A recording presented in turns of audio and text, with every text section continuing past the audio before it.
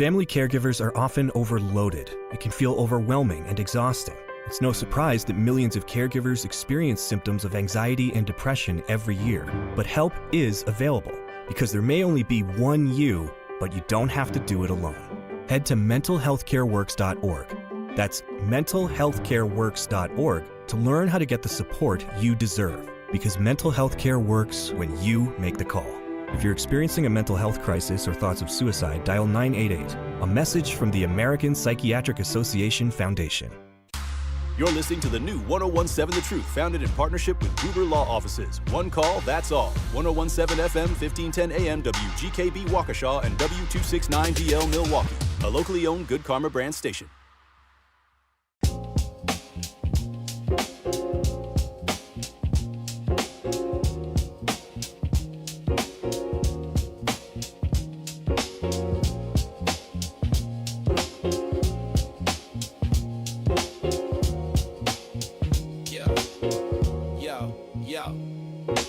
Steps to the mic with a boom, ping, ping. Wisdom sharper than a beast's fierce sting.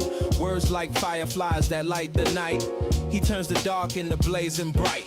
Boom, ping, ping, the truth takes wing. Milwaukee's voice, let the city sing. Boom, ping, ping, hear the freedom ring. Sherwin's the king, oh, the airwaves king.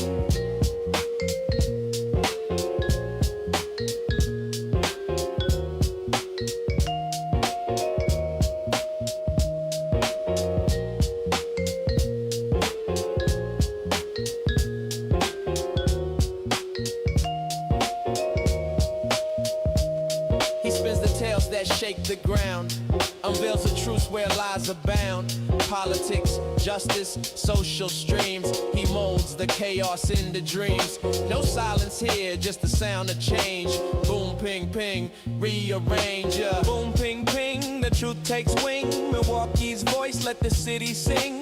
Boom, ping, ping, hear the freedom ring. Sherwin's the king, or the airwaves king. Through the static, through the noise, he amplifies the people's voice. Boom, ping, ping, like a heartbeat's call. He's got the wisdom to break down walls. Yeah.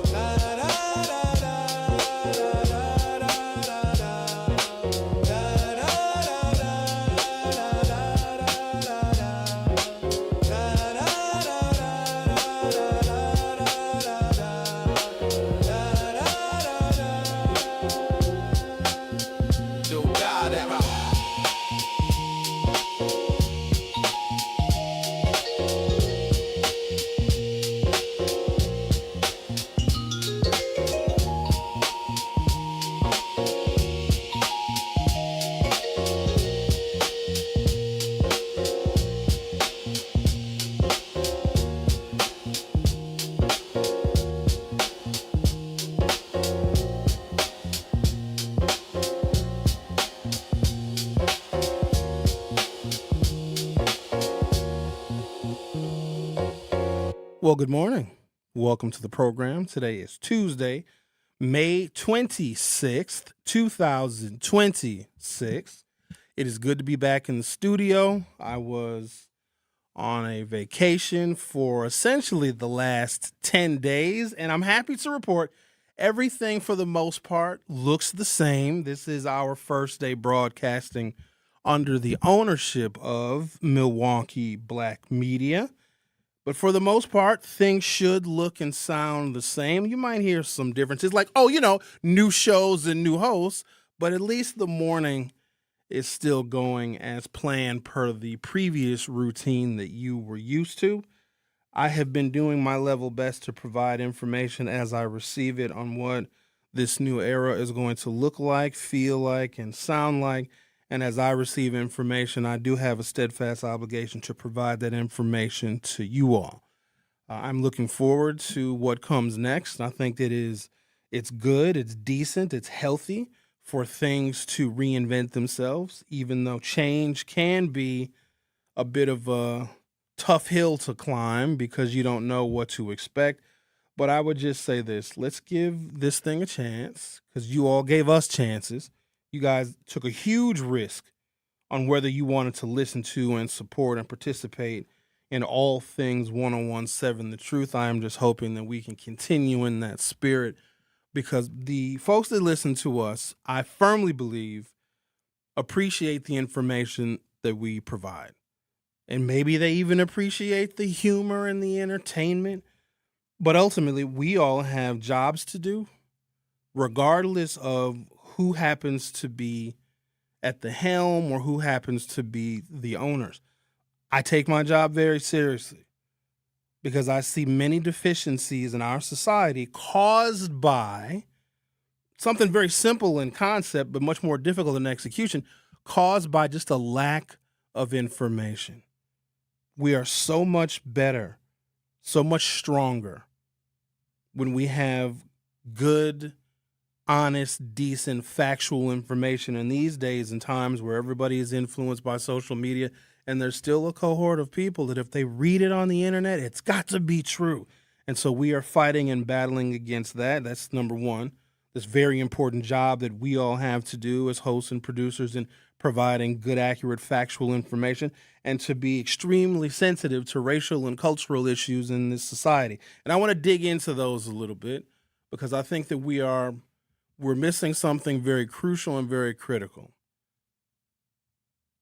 Those issues that exist and the conflicts and the diatribes and the debates that exist between different races and cultures and income classes and levels of education are detrimental to our society. And I think it is incumbent upon African Americans to be as or more informed than everybody else, because everybody else is hardly informed about us.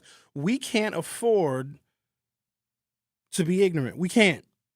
It costs too much, and we don't have that kind of money. We are voters. Some of us are. And one of the ways in which we can create a better, fairer, safer world, not just for us, but for everybody. Because if our safety is prioritized, but everybody else feels threatened, we as Black people are still under the gun. So we can do a lot for ourselves in our local neighborhoods and our local communities. But if we are not being mindful that the further we go and the more we progress as Black people, the more we are going to get hated. We have to be able to understand that too, because we look at our progress as like, oh, we're doing well. Black people are advancing. Everybody is going to respect us. No, they're going to try and kill you even more. And I know this may sound kind of cerebral, but I got to explain it to you because I have some sentiments and some feelings that I was able to, really put some thought to over my last 10 days of not being here. And it's a debate that goes on internally in our community, and it's about behaviors of African Americans. Now, I know some of y'all are going to get a little sensitive about this, and to that I say good. But the way I want to present how this institutional and structural racism exists that Black people don't see, because I think we are still so incredibly focused on us and our progress. We're not looking at how the world is responding to us and our progress in ways that we can't even see. So I have an obligation to provide this information because, it's real hard to talk to a white person, a decent white person, whatever that is. It's hard to talk to them about racial issues or about slavery or the impacts of slavery and the basic building blocks and the foundations of a society that started then and haven't really evolved, because white people don't talk about and think about the impacts and the disparate impacts of slavery and segregation doesn't mean it don't exist. Because they don't think about it. Because for them, it's a history that is optional. They think it doesn't exist, and they get mad when we bring it up. Whenever I have that conversation with a good, decent white person, and they say something like, oh, Sherwin, that was such a long time ago. That means my ass got work to do. Because what they see as a long time ago is still impacting us right now, because these systems are very covert. And that is why I want to have a conversation about how we behave in public. I posted a video, some other content creator made this video about a carnival cruise and how we were acting and behaving. And it's just one example. I can give you examples more locally. You get a bunch of Black folks together and unusual things seem to happen. And while they're hard at work making sure that the best and the brightest of us are limited, reducing our federal representation by eliminating our districts, by taking away affirmative action, by eliminating DEI, okay? But then when we go in public and make a spectacle, they are further going to reduce and criminalize our behaviors because of that too. So there's the things that the system and the society, the white society, is doing that we don't see. And then there are the obvious behaviors that we are exhibiting, because sometimes when we get out in public, we don't give a frog's fat fanny how we act, and we dare somebody to say something to us. And here's what happens. We usually get away with it. Maybe the police will come and break up the argument. Maybe the police will make a couple of arrests. Maybe they'll write a couple of citations. But the same people that are maintaining a system where black people and black children can't read, and we are dying faster from preventable diseases more than anybody else, they're hard at work on that stuff. The stuff that we see, feel, and experience as black people, and when we try and explain it, it's like it falls on deaf ears. That's because it's covert. So there used to be a time, I got to say this, I need to take a break. Got a lot we're going to unpack today. And, of course, your questions about the new Milwaukee black media. So far, I don't know there's nothing different.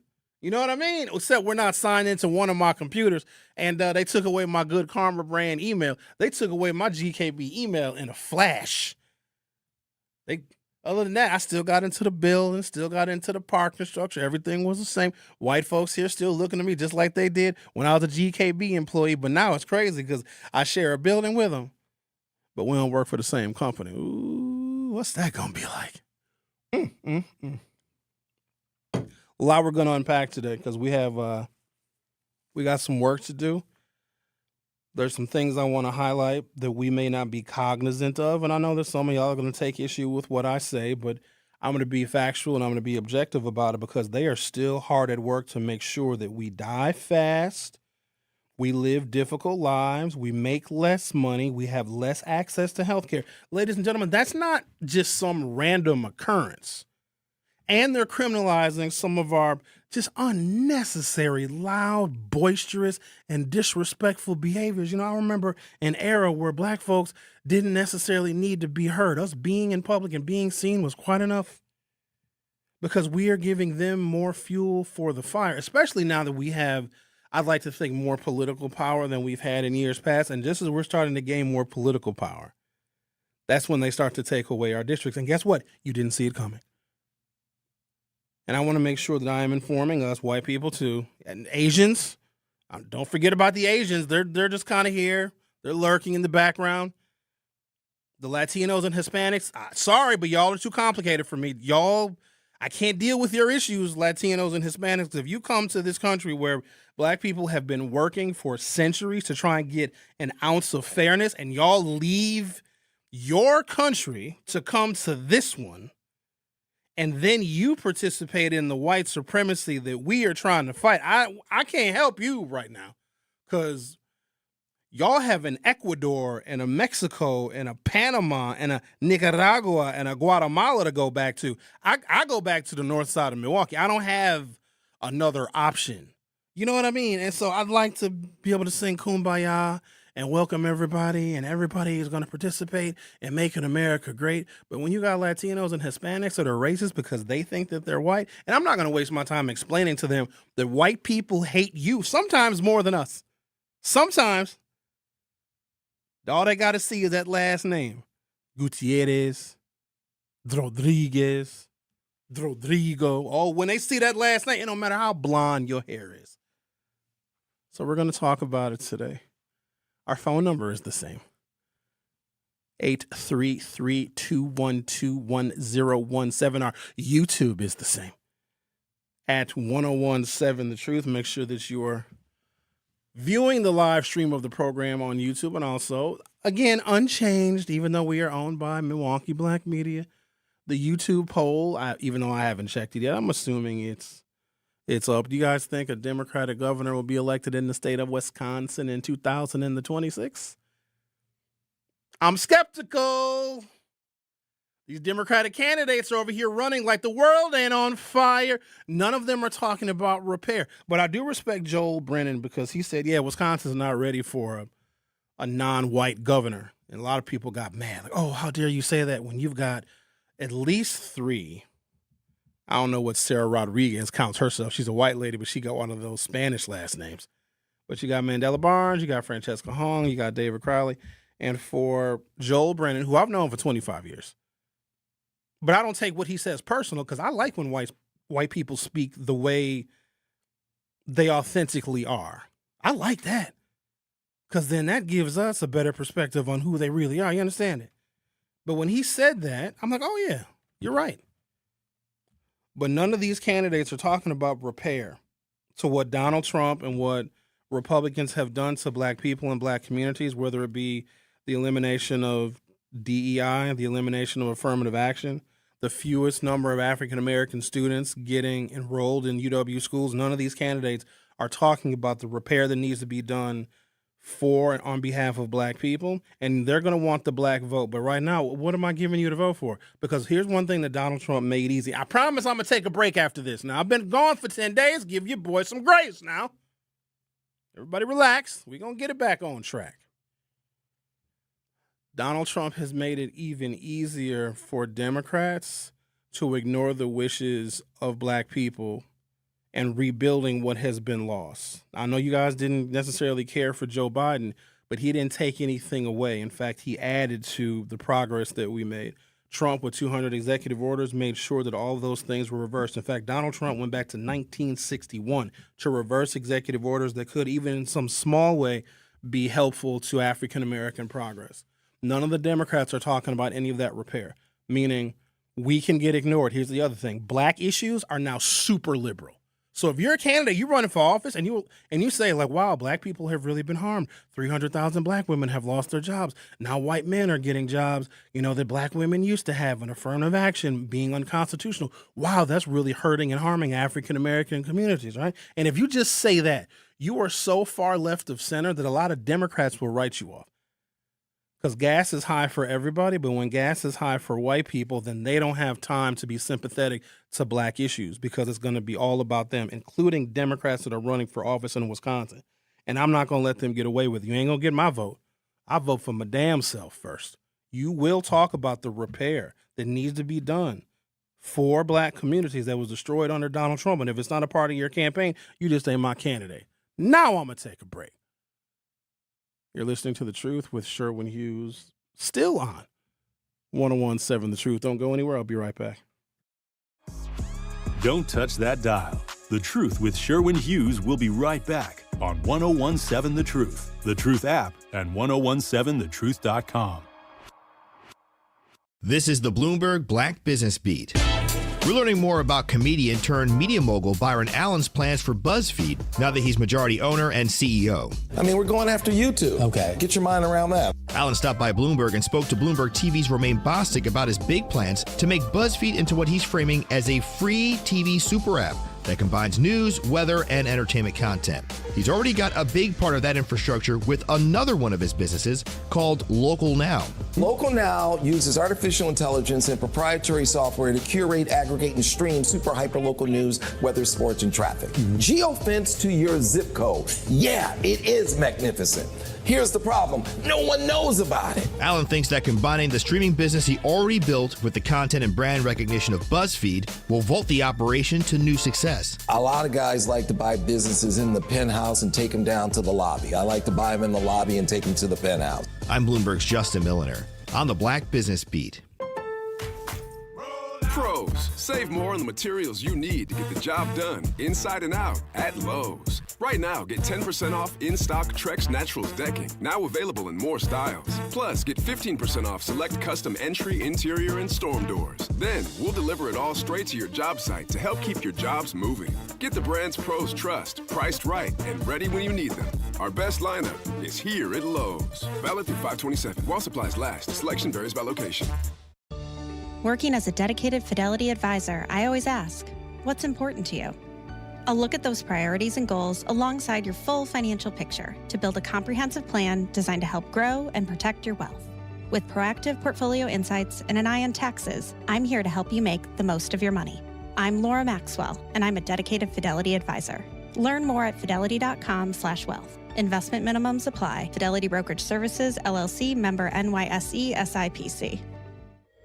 In 1987, the Bucks took on the world and changed basketball forever. At stake, basketball supremacy in the United States. Bucks versus the World, narrated by Charlie Behrens, is the new season of Behind the Bucks podcast, presented by Gallagher, your trusted insurance broker and HR and benefits consultant. It's the untold story of the 1987 McDonald's Open, when the Bucks became the first NBA team to face the Soviet Union. Listen now on Bucks.com/plus, the Bucks app, the ESPN Wisconsin app, and wherever you get podcasts.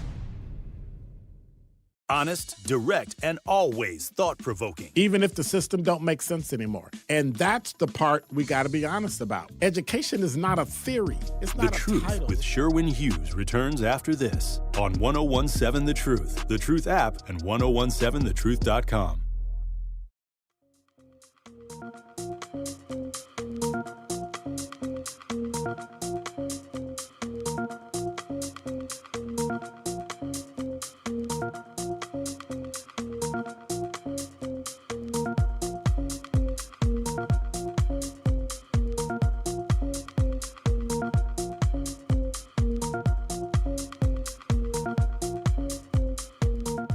Thought I heard a Dr. Ken promo there for a second. Yeah, you did.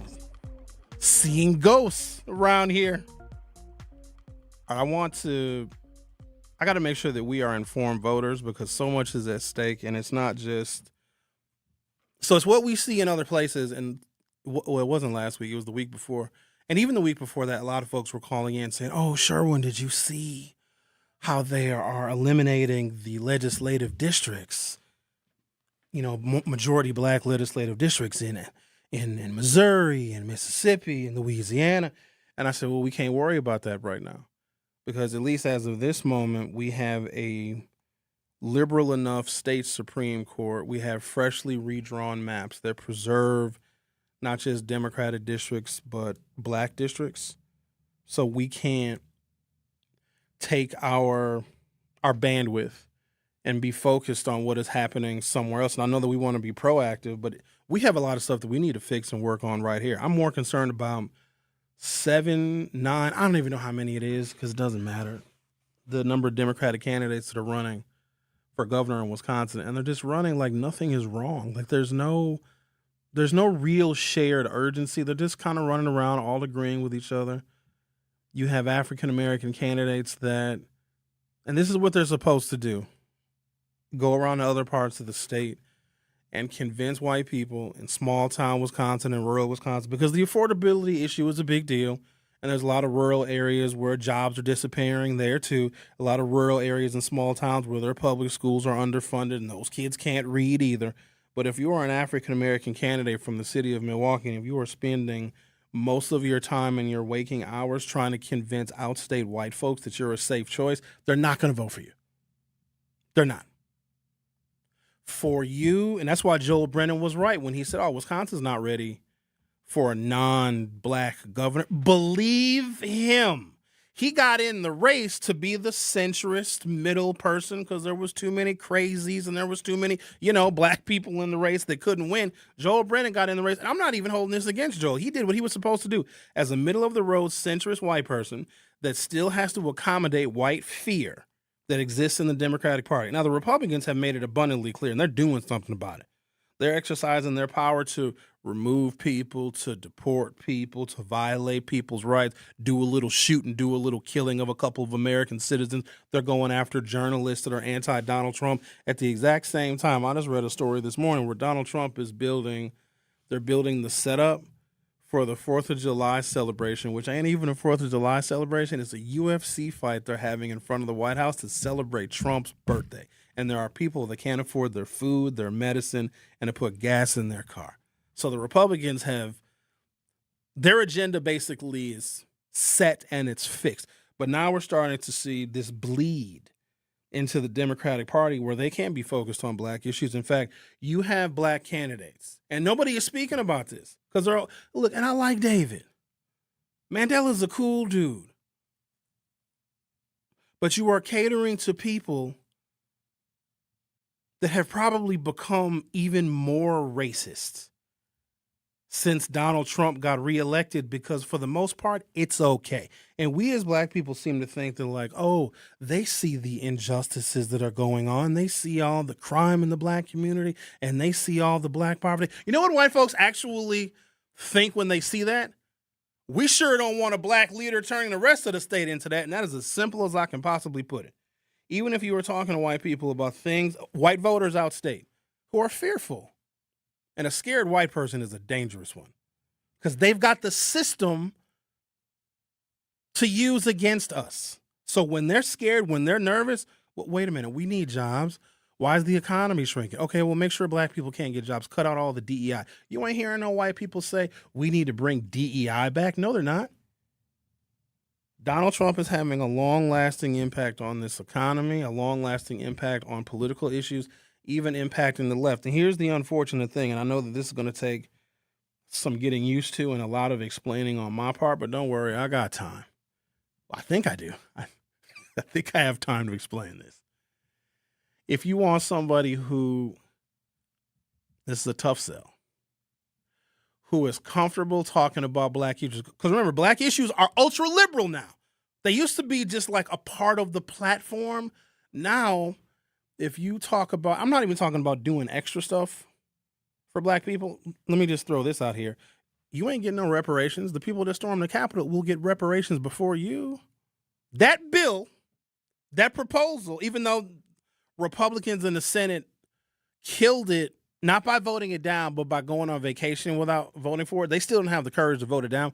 That proposal to give $1.8 billion to the people that were harmed by January 6th investigations got further than any reparations measure for black people in the history of the nation. And the only reason why it didn't go anywhere, because in that particular form, Republican senators were like, well, if we vote for this, we might lose re-election this year.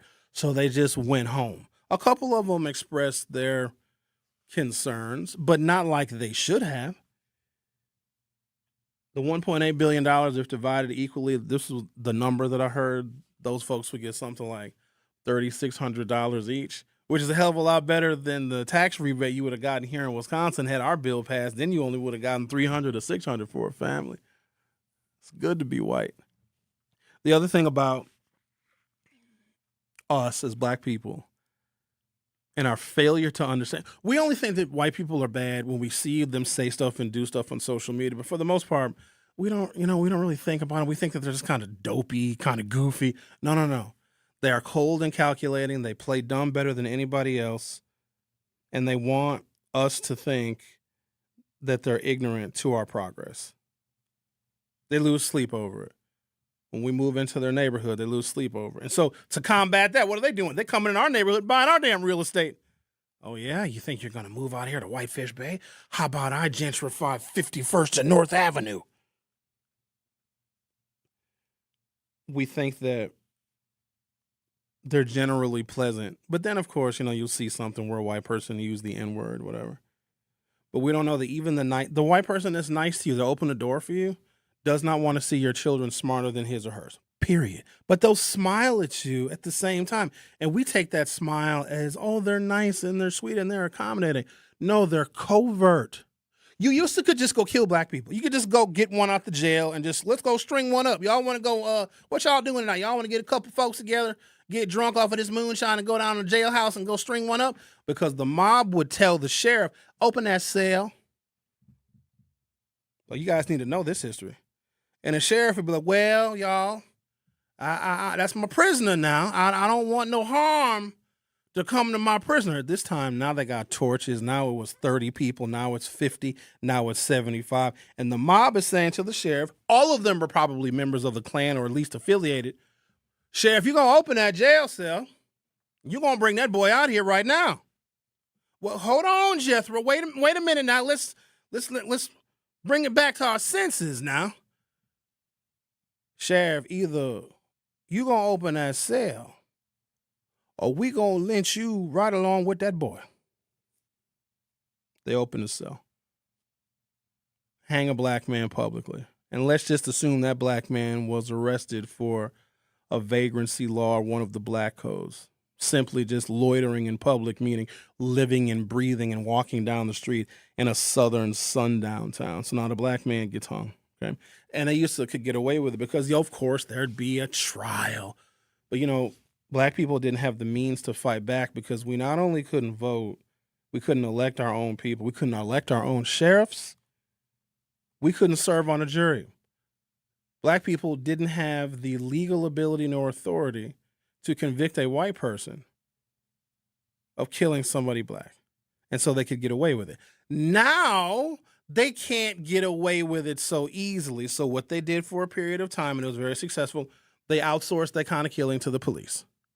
Okay. But then George Floyd happened and a whole bunch of people got super mad at that. So then there's this other thing they've been doing covertly, and this is what I want us to understand. Now they won't build urgent care clinics and healthcare clinics, and there won't be specialists, healthcare specialists in your neighborhood. They're still killing us, but they're doing it in a way that is not as obvious. Health insurance is too expensive.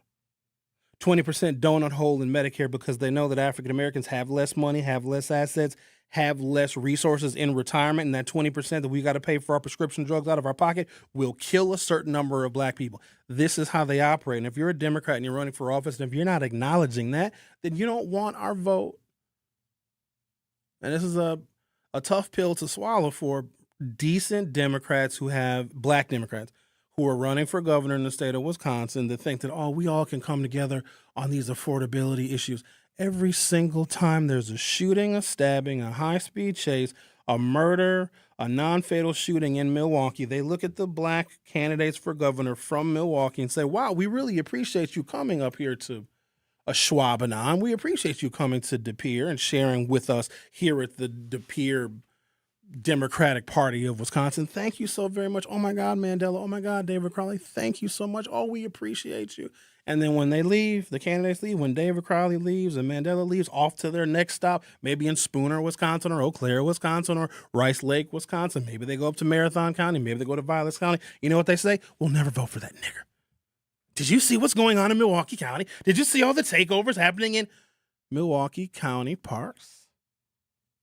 And that's why the rest of the Democrats that are running, you're not going to hear anything relating to repair for black people coming out of Kelza's mouth, coming out of the current lieutenant governor's mouth, Sarah Rodriguez, because black people can be completely and totally ignored. Even more so, black candidates for governor they're a novelty. It's cute. And it's a great thing because some of us, God bless us, believe that those black candidates can win, but we don't have any kind of understanding of how much white people hate us, but they can hate us and smile. So I grew up in Brown Deer back when it was real uncomfortable for black folks to be out there. But I got to understand them in a way that black people that grew up amongst black people and went to, majority black MPS schools, you didn't get the education on white people that I got. I know how they work and how they operate, and that has not changed because that has maintained their superiority. I'm going to give you this example, and then I got to take a little break. I went to Brown Deer Lanes, little bowling alley on Bradley Road. I had been going to Brown Deer Lanes. That's where we went bowling. We'd even have like school field trips to Brown Deer Lanes. Not much of a field trip, but we'd go to Brown Deer Lanes. And this is when I'm in elementary school, grade school, probably even middle school. And Brown Deer Lanes was all white.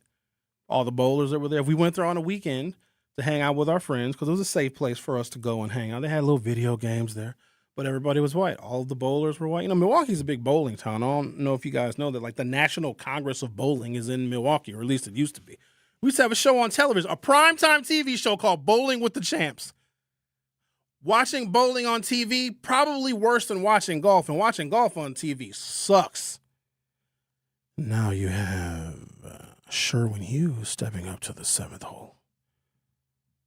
Look at that swing. Oh, that's a good 350-yard swing. That's boring.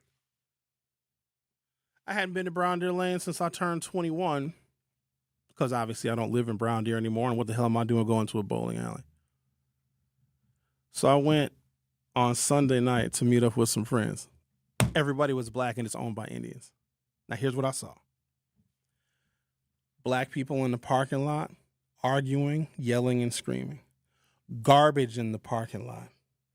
go into Brown Deer Lanes, and it's every type, kind, and flavor of black person you could ever imagine. It was like a culture shock for me because the last time I went to Brown Deer Lanes, and this was a place that I hung out at as a kid, and I looked at just right when I pulled in, I was like, why are we in the parking lot? And there were just people just hanging out in the parking lot, throwing garbage out their cars. Like, it's that kind of stuff that we do. And then some black folks will be like, well, Sherwin, that's not me. I don't do that kind of stuff. I don't act rude and ridiculous and loud and yell and scream and push and shove in the parking lot. See, you can't judge me like you judge them. White folks look at us one way. And that's why I got mad at that Carnival cruise ship where black folks were just acting an entire fool, and all the black folks were like, well, that's not how I act on a cruise ship. It don't matter how you act. They see us one way. Y'all gonna get on one of them Carnival cruise ships one day, and it's gonna be jokes on you because they'll be like, yeah, we're headed to Africa. You think you was gonna sail the Caribbean. They're gonna drop your ass off in Ghana. The Truth with Sherwin Hughes on 101.7 FM. We'll be right back. Don't touch that dial. The Truth with Sherwin Hughes will be right back on 101.7 The Truth, The Truth app, and 1017thetruth.com. Discover your new favorite city, Milwaukee. Catch a sunrise over Lake Michigan. Sip your way through craft breweries. And dive into a dining scene that's turning heads. From museums and music to thrilling sports teams and buzzing nightlife, Milwaukee delivers all season long. Good things are always brewing on the Fresh Coast. The expert guides at visitmilwaukee.org have everything you need to fully plan every detail. Whatever it is you'd like to do in Milwaukee. Plan your trip today at visitmilwaukee.org. At Milwaukee College Prep, we don't leave success to chance. We're designed for it. With strong support, high expectations, and a team committed to excellence, our educators turn belief into outcomes every day. If you believe every child deserves an excellent education, join Milwaukee College Prep. Apply today. Visit mkeprep.com/jobs. I'm Sherwin Hughes, and I know the power of Stars and Stripes Honor Flight firsthand. As someone who's been on an honor flight, I can tell you it's a day you'll never forget. Stars and Stripes Honor Flight gives our oldest veterans who served in any location in June of 1975 or earlier a free one-day trip to Washington, D.C. for veterans. Airfare, meals, a coach bus tour, and special flight apparel are all included. It's a day of honor, gratitude, and camaraderie. Veterans who served in the Vietnam or Korean War go to flySSHF.org and ask for an application. Real talent is defined by what people can do, not where they learn to do it. So by stopping at the education section of a resume, you might throw away the perfect hire. You might miss someone who has valuable skills to offer to help your business thrive right now and in the future. Because the truth is this: Skills First Hiring helps you see talent others miss, like more than 70 million stars, skilled through alternative routes. When you let their story unfold, you gain a competitive advantage, because hiring managers who start with skills are 60% more likely to find a successful hire. See the real person, complete. See what others miss. Hire skills first. Learn why it's a competitive advantage at tearthepaperceiling.org. Brought to you by Opportunity at Work and the Ad Council. Earth Justice is a national legal nonprofit defending the planet and its people for nearly 50 years. Earth Justice has 150 full-time lawyers fighting in court for our planet's future and representing all clients free of charge. Until people come before profit, all energy is clean, the wild is truly free, and justice stands for all. Earth Justice will never rest. Learn more at earthjustice.org/neverrest. Earth Justice, because the Earth needs a good lawyer. The Truth with Sherwin Hughes returns after this on 1017 The Truth, The Truth app, and 1017thetruth.com.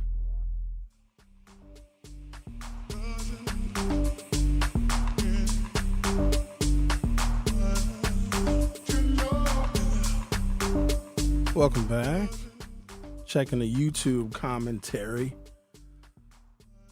Jasmine says, "Hey Sherwin, when you feel like it, if you would not mind talking about Isaiah Martin, he's a young Democrat that seems to have good facts / understanding on Trump policies.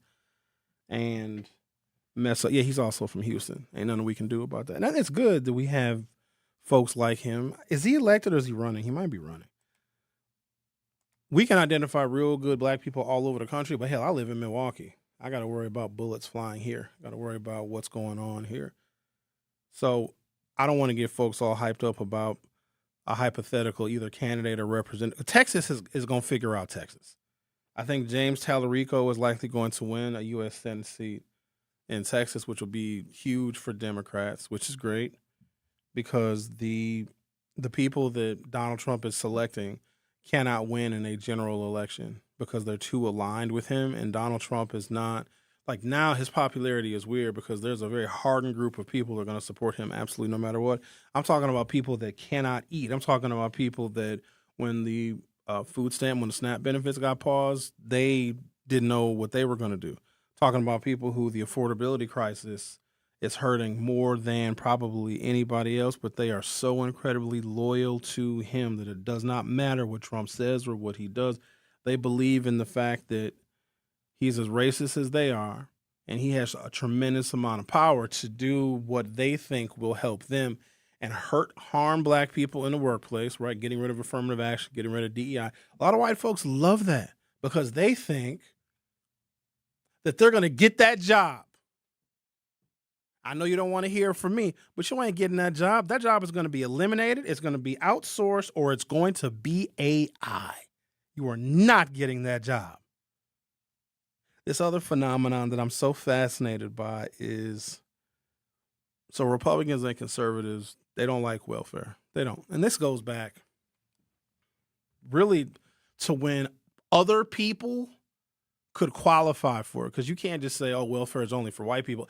So any government benefit, including giving land away, it was for white people. But then we realized that the economy wasn't working for everybody, and if people are working and paying into a system, that you are afforded some benefits if your income is low or if you're a single parent, blah, blah, blah, blah, blah. That was for white people that were poor. But because you use objective measures like income limits, black people could qualify for it as well. Now you add in the factors like companies don't want to hire black people, or we get paid less money, or we're not given the benefit of the doubt when there's a conflict in the workforce, and we get fired a lot. So we are chronically unemployed and underemployed, and when we are employed, we are treated more poorly and our wages are lower, okay? And so we also can qualify for those welfare benefits. And when I look at the raw number of African Americans or the percentages of African Americans that are receiving any kind of like SNAP benefits or rent assistance, that is just as much the lack of opportunities afforded to us, our poor education system, and it is also white racism.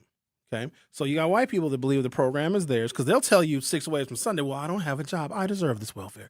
Yeah, but what about the black person that also doesn't have a job and can qualify for welfare? They're just lazy and they're mooching off the system, but it's my welfare. You know how some black folks said, oh, we don't like illegals coming over here because they're going to take our welfare? And like a lot of black folks that were Trump supporters said that. They had to find a way to become anti-immigrant and anti-migrant. I'm going to tell y'all right now, of the 3,822 problems that black people have, Pablo the Mexican who's doing your roof and plowing your snow is not one of them.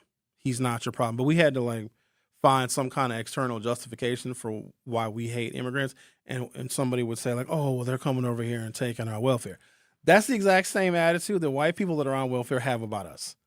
Okay, so be careful of how you adopt and swallow white supremacy.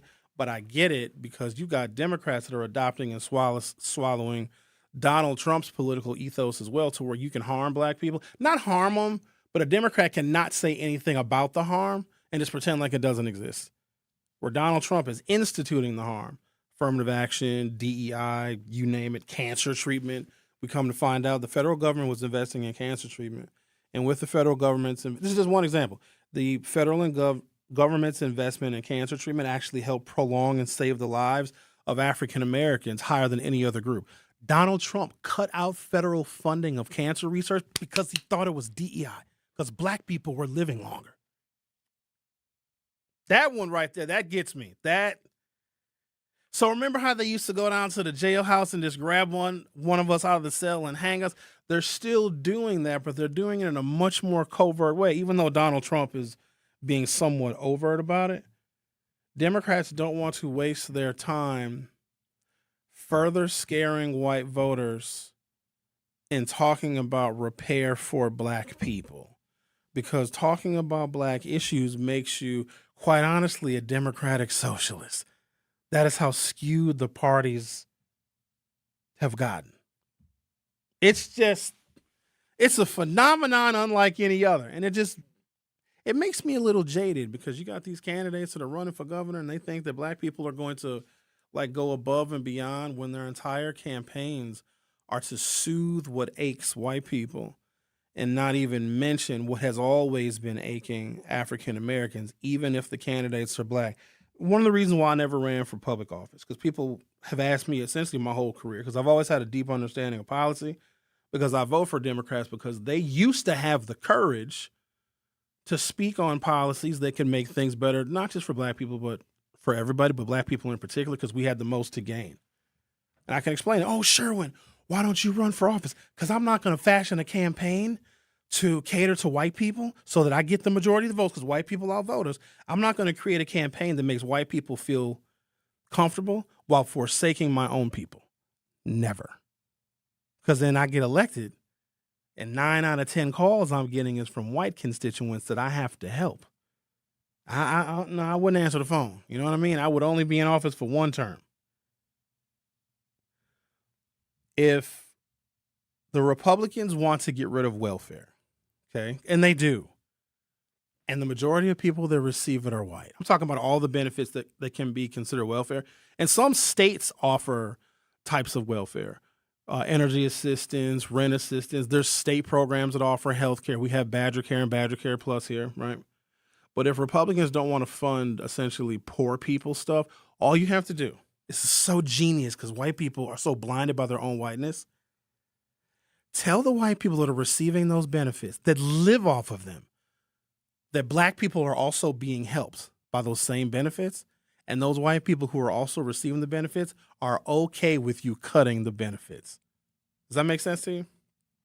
All you have to do is tell a white person that a black person is benefiting from that same program, and the white person will be okay with you cutting it, even if they are receiving it in aggregate more than a black person. And if you have a cohort of people in this country that are that stupid, you might as well manipulate them. You might as well build a UFC ring for Donald Trump's birthday on the White House lawn. If people are that stupid, you are going to get taken advantage of. I don't know, some famous gambler said, it's immoral to let a sucker keep his money.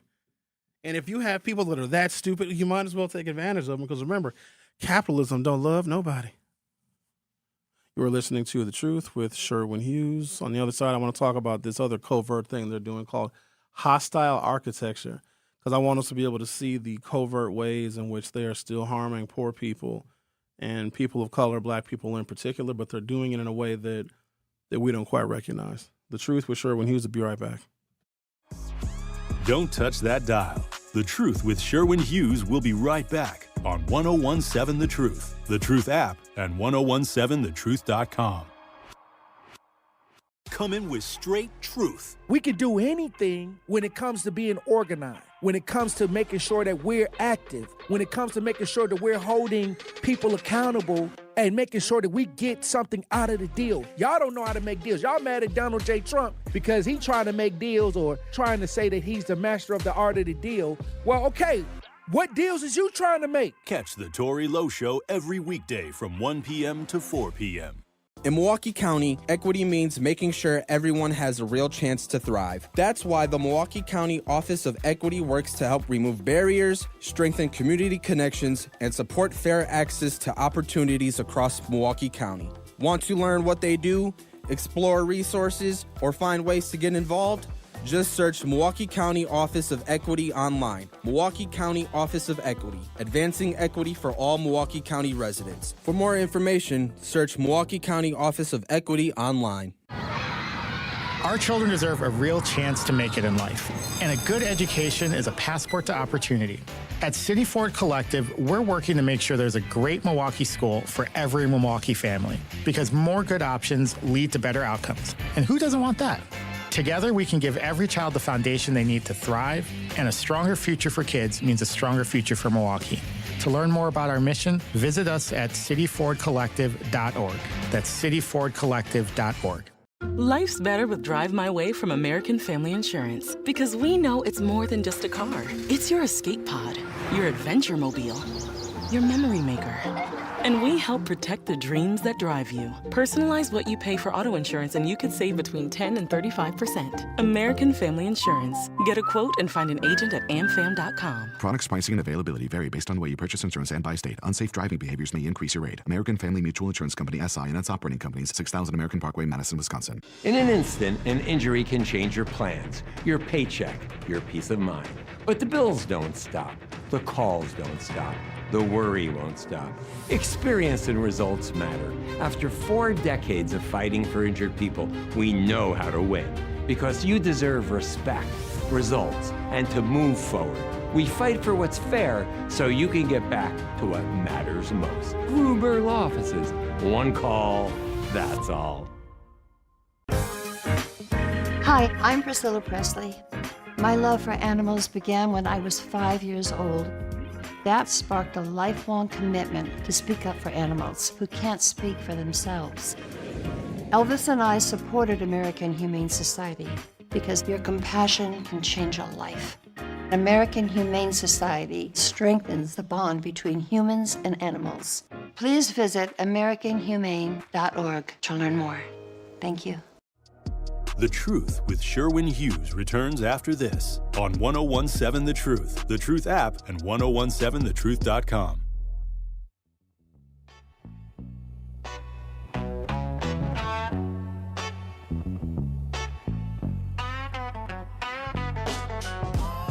If you recall, it was April of 2014, and a young man by the name of Dontre Hamilton was shot and killed by a Milwaukee police officer. That officer's name is Christopher Manny. I am not sure and cannot remember if Christopher Manny if he left the force, if he was at all reprimanded or disciplined for that. I know that the killing of Dontre Hamilton in a Milwaukee County park sent shockwaves through our community, and there were protests and there were gatherings for a long period of time, maybe even through the summer. People were going to City Hall and demanding justice for Dontre Hamilton. Dontre Hamilton was, in fact, as I said before, in a public park, and he was laying down underneath a park bench. He wasn't on the park bench, but he was laying down underneath it. And so an idea that Milwaukee County came up with some years, if not some decades ago, was to outsource the maintenance of our parks, to take it off of your back as a taxpayer. Because, taxpayers, we like stuff, we just don't like to pay for it. Like, we want amenities and services and phone numbers we can call to report stuff, and we want all the resources, but we don't like paying for it, right? We have a value mentality, which, fair enough. It also explains the proliferation of dollar stores. Like, we want stuff, but don't want to pay a lot of money for it, and don't want to risk stealing it, because then you get in trouble for that, right? So there's a Starbucks because Milwaukee County rented or leased Red Arrow Park to the Starbucks. And the Starbucks had their coffee shop, and they maintained an ice skating rink in the wintertime, which, of course, when it's ice skating going on, it's cold outside, and there's a Starbucks right there in that same park. That encourages people to go and get a warm beverage, a hot cup of cocoa, a cup of coffee. And it worked out very, very well when you have the private leasing, so leasing public spaces to private companies. So Dontre Hamilton is sleeping underneath this bench. Starbucks had, the little cart where they got the creamer and the sugar and the honey and the stirring sticks. I don't know why I said that with a lisp. I just feel like whenever you say stirring stick, you got to say it with a lisp. So all of that cart with all the stuff, you go into Starbucks and get your coffee, and right outside in Red Arrow Park, you had the stirring sticks, your creamer, and your sugar. Well, where that little cart was set up, Dontre Hamilton was essentially laying underneath the park bench right next to that cart. Made a lot of people very uncomfortable. Now, remember, public parks are for the public. You can lay down in a public park, and you're not breaking any laws. That is why we have public spaces where people, members of the public, can go. Starbucks be damned. Now, Starbucks was, of course, leasing that space from the Milwaukee County Park System, but it's still a public park. Starbucks just leased a little bit of space, and then they, of course, took care of the maintenance of the park as included in their lease. But it's not illegal for someone to lay on the ground in a public park, because guess what? When white people do it, it's called tanning. I don't call the cops on a white person who's cooking themselves trying to look like me. I should. Don't dare me. I will call the police, but I've got other things I need to do. So I'll let y'all do your thing. Dontre Hamilton was doing what white people do all the time. White people call it recreation. The hell, they call it camping. A Starbucks employee called the police. Police were like, yeah, they sent a squad to sit and watch Dontre for like an hour and a half. There's a squad right there that was parked on the corner of, that must have been Kilbourne and Waters. 2 black officers. They're like, yeah, dude is not doing anything wrong. He's making people feel uncomfortable, but he's not doing anything wrong. So those 2 cops left. The Starbucks worker then has a cell phone number of a specific police officer that she knew. She called his cell phone. That officer was like, hey, take me out of rotation. Take me off of dispatch. I'm about to go check this thing out at Red Arrow Park. Dontre was sleeping. Christopher Manny used his nightstick to wake him up. Dontre Hamilton grabbed the nightstick. The cop shot him 15 times. There's this thing called hostile architecture that might have been the reason why Dontre Hamilton was sleeping underneath the park bench instead of on the park bench. And this is another one of those covert things that exists in institutional racism that black people do not see, but it's designed to harm us, especially if we are in public. I'll talk more about that during hour 2. The Truth with Sherwin Hughes will be right back.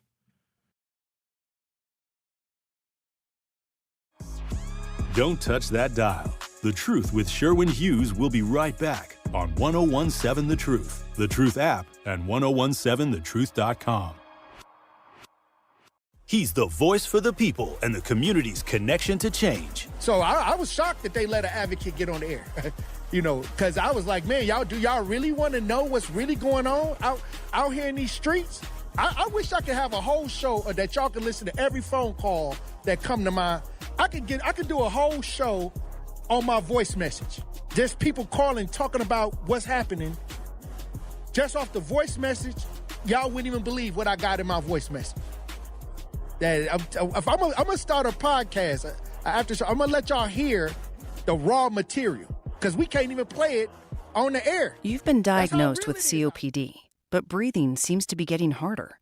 Everyday activities, walking to the mailbox, going up the stairs, talking on the phone take more effort than they used to. You're short of breath more often. Flare-ups are happening more frequently. And slowly, life starts to feel smaller.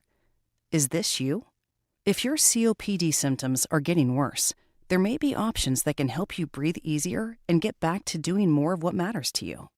That could mean walking further, spending more time with family and friends, feeling more confident leaving the house, and getting back to the life you want to live. If your COPD is changing, it's time to have a conversation with your doctor. Visit the COPD Foundation website at isthisyoucopd.org to learn the signs of severe and worsening COPD and the right questions to ask next. Take action today. Breathe better tomorrow. I take care of the kids, and I take care of my dad.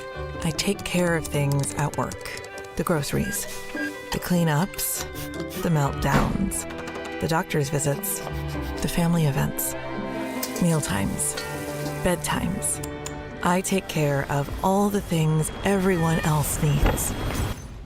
But I haven't made time to take care of what I need. Family caregivers are often overloaded. It can feel overwhelming and exhausting. It's no surprise that millions of caregivers experience symptoms of anxiety and depression every year. But help is available, because there may only be one you, but you don't have to do it alone. Head to mentalhealthcareworks.org. That's mentalhealthcareworks.org to learn how to get the support you deserve. Because mental health care works when you make the call. If you're experiencing a mental health crisis or thoughts of suicide, dial 988. A message from the American Psychiatric Association Foundation. You're listening to the new 1017 The Truth, founded in partnership with American Family Insurance. Insure carefully, dream fearlessly. 1017 FM, 1510 AM, WGKB Waukesha, and W269DL Milwaukee, a locally owned Good Karma brand station. This is The Truth with Sherwin Hughes on 1017 The Truth, The Truth app, and 1017thetruth.com.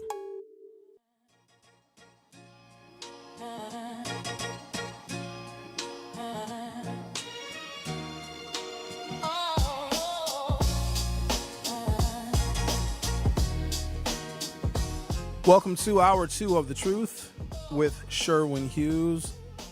Before we took our brief commercial intermission, I was talking about the situation with Dontre Hamilton, which was 12 years ago now, where he was killed minding his own business in a Milwaukee County park. That was a special situation because Milwaukee County wanted to outsource the maintenance of our parks away from the taxpayers and then have these deals with private companies where we would lease the private company, in this case Starbucks, space in the Milwaukee County Park, and they could have their business, they could have their operation, they could have their ice skating rink, they could sell coffees, but they would take care of the maintenance of that park. Keeping in mind it is still a public park and the public still is allowed to be there until 10 p.m. That is when our Milwaukee County parks close.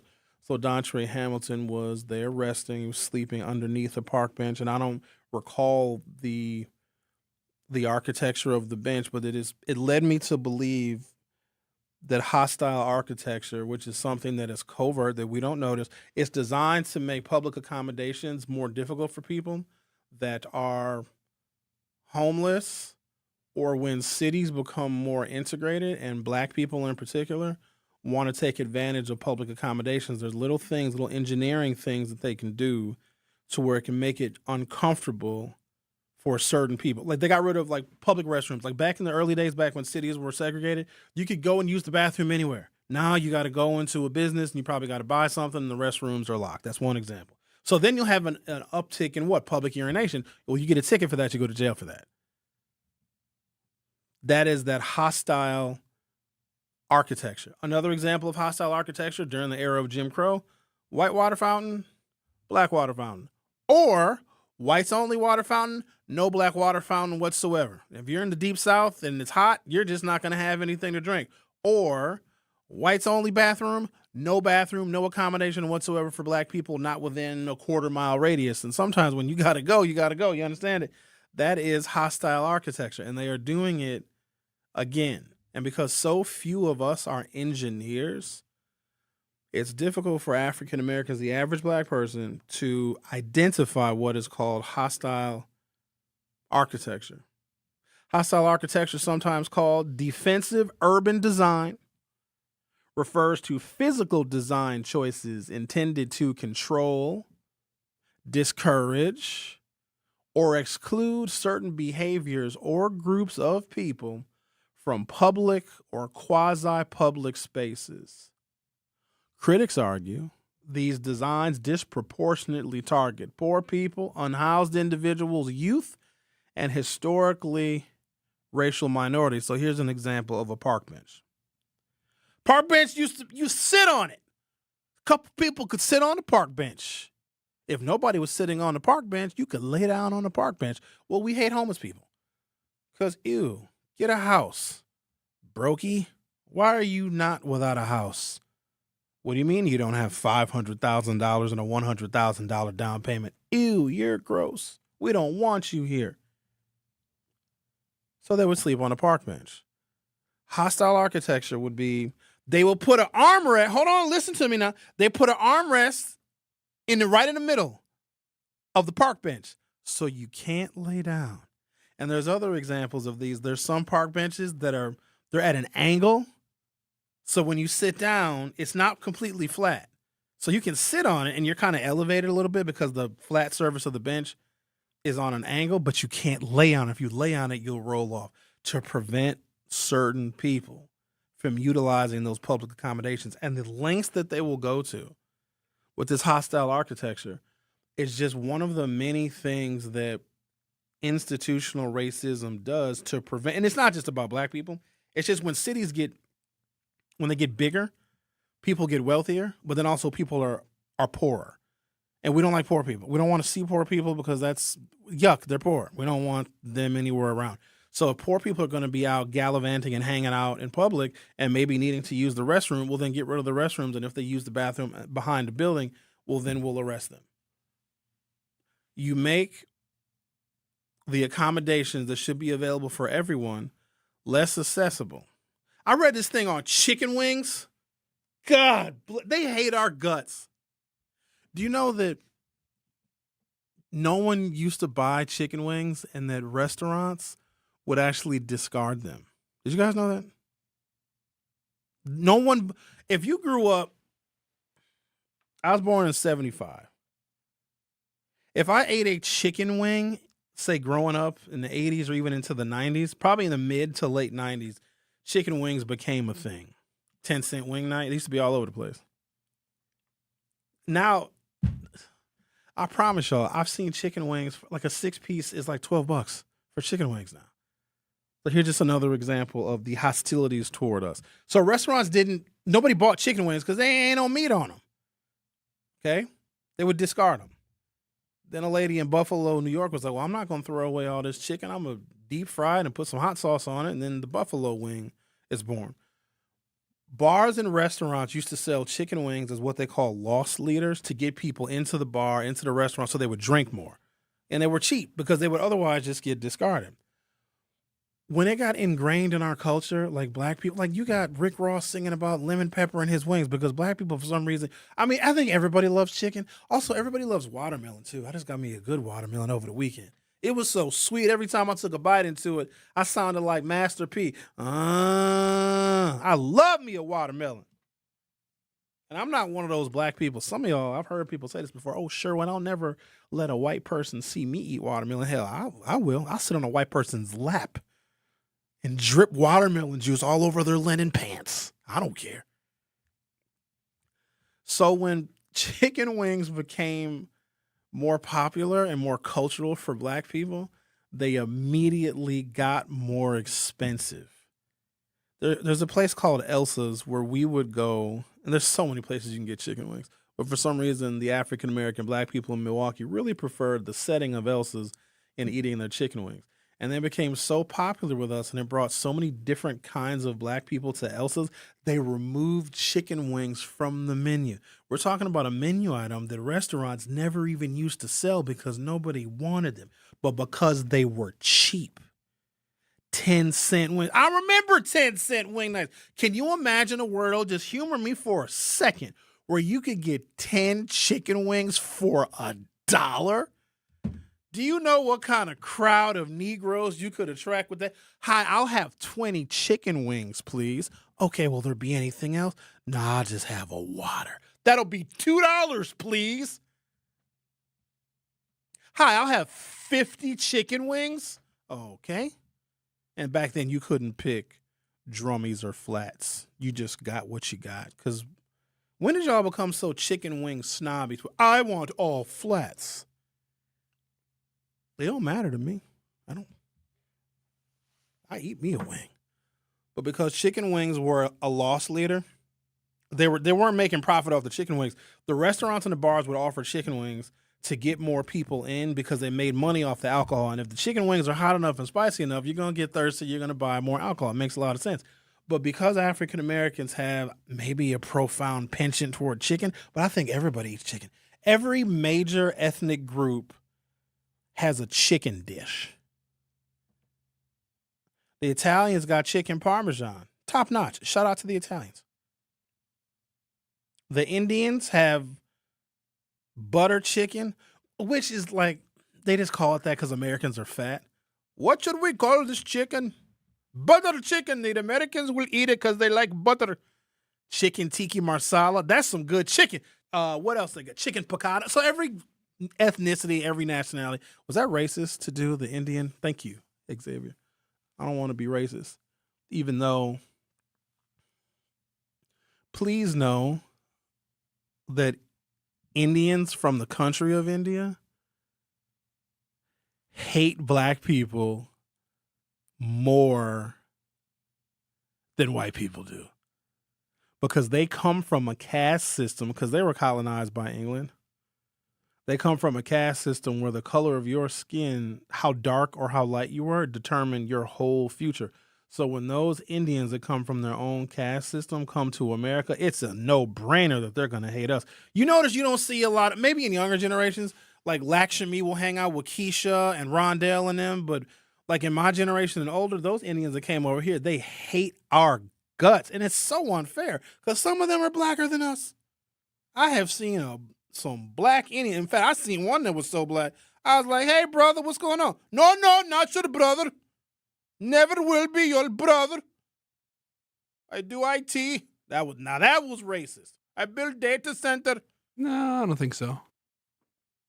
It's Milwaukee black media now, so you can say what you want. I feel blacker than ever today. I feel we got a whole bunch of new shows today. I'm gonna be listening all day. We got stuff happening. I'm surprised you're not wearing the bonnet. Oh, I think I took my bonnets out of my laptop bag. Oh, disappointing. Because I took all my stuff out of my laptop bag, and I was gone for 10 days. It felt good being gone. I thought I was going to miss it. I ain't missed nothing. I worked on my YouTube channel. Shout out to y'all that were patient with me while I got my YouTube channel. I had it for a while, but I really want to focus on it more because I appreciate having uncensored, unfiltered conversations as a supplement to this radio that I do right now. I even got a strange caller. Got a very strange caller. Did you have some prank calls and stuff or what? Yeah, somebody called and pretended to be a white person, but they did a really horrible impression of a white person. And what's crazy, Xavier, is they sounded a lot like you. I'm not saying it was you. That's crazy. It is. It was cuckoo for Cocoa Puffs. And this person called and they said, how come you don't like the whites? I was like, what? Don't say that. And how come whenever a black person I do great impressions of the whites, but a lot of times when a black person does an impression of a white person, we always give them a southern accent. I think that emphasizes the racism. Yeah, I think so too. Okay. Do you? Yeah. So if you were to do an impression of a white person, like a Trumper, how would it sound? Hi, Sherwin. No, that's not how you sounded. Sherwin, I like Trump and I like his racist policies because it hurts the blacks. I'd be like, cool. Yeah. I don't fault white people. I don't. I'm objective about it because they were told that everything and everyone is theirs. Every school, every job, every promotion, everything, every space. You ever know that I do this thing? I play a game of chicken with white folks. If I'm walking on the sidewalk and they're walking toward me, I'm not moving. At the very last second, will they move their shoulder? Like they just take up space. You ever have just like a white woman and like you're looking at the pasta, you about to buy you a box of cremettes pasta from the Metro Market or the Pick and Save, or maybe you're at Woodman's. I like Woodman's, but it's a little too big. I might just need to get a couple of items. I got to walk through a football field size grocery store to get to the cremettes pasta. And then on the way to the cremettes pasta, I get a couple of frozen pizzas. I get an avocado. I get some strawberries, some grapes, some cauliflower, and some hummus. And all I wanted was just some coffee. And like you'll be looking at the cremettes and a white lady will just like you're not even there. You ever notice that? They have no concept. Like they just take up space. Everything is theirs. Like they don't even see the humanity in other people. And the fact that they're not sympathetic to our cause, I get it, because if they are, then they feel like they're going to lose because that is what they have been indoctrinated with, and they have the audacity to say public education is indoctrinating our kids. No, nincompoop.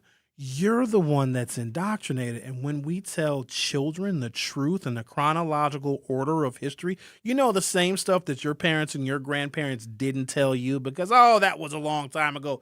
They won't need to know all of the horrible things that we did. They may get angry at us. And because you were not informed on all that has happened in your name, you guys just completely ignore black people. And so I can't expect them to have a level of sympathy for us. They wonder if we buy a house or have a nice car, like, what kind of drugs did you sell? What kind of affirmative action policy? Like, they can't even conceptualize that we could outperform them because in the lineages of their families, black people were prevented from even competing or sharing space with them. And so they still have the attitude now. And Donald Trump is a throwback to that time, even though you can't reverse the clock. Here is why the conversations about racism are so difficult for us and so difficult for them to stomach. It's like, you ever see the movie The Exorcist? Linda Blair, I cannot remember the name of the character she played in The Exorcist, but that little girl went through hell. The devil had taken over her body. Then they called in the Catholic priest to try to perform the exorcism to get the devil out of that girl. But we destroyed that girl. They threw holy water on her, and then her skin got all blistery. See, we had to excise the devil out of her. So when we have conversations about racism to white people now, because now we as black people have the tools and accommodations to fight back.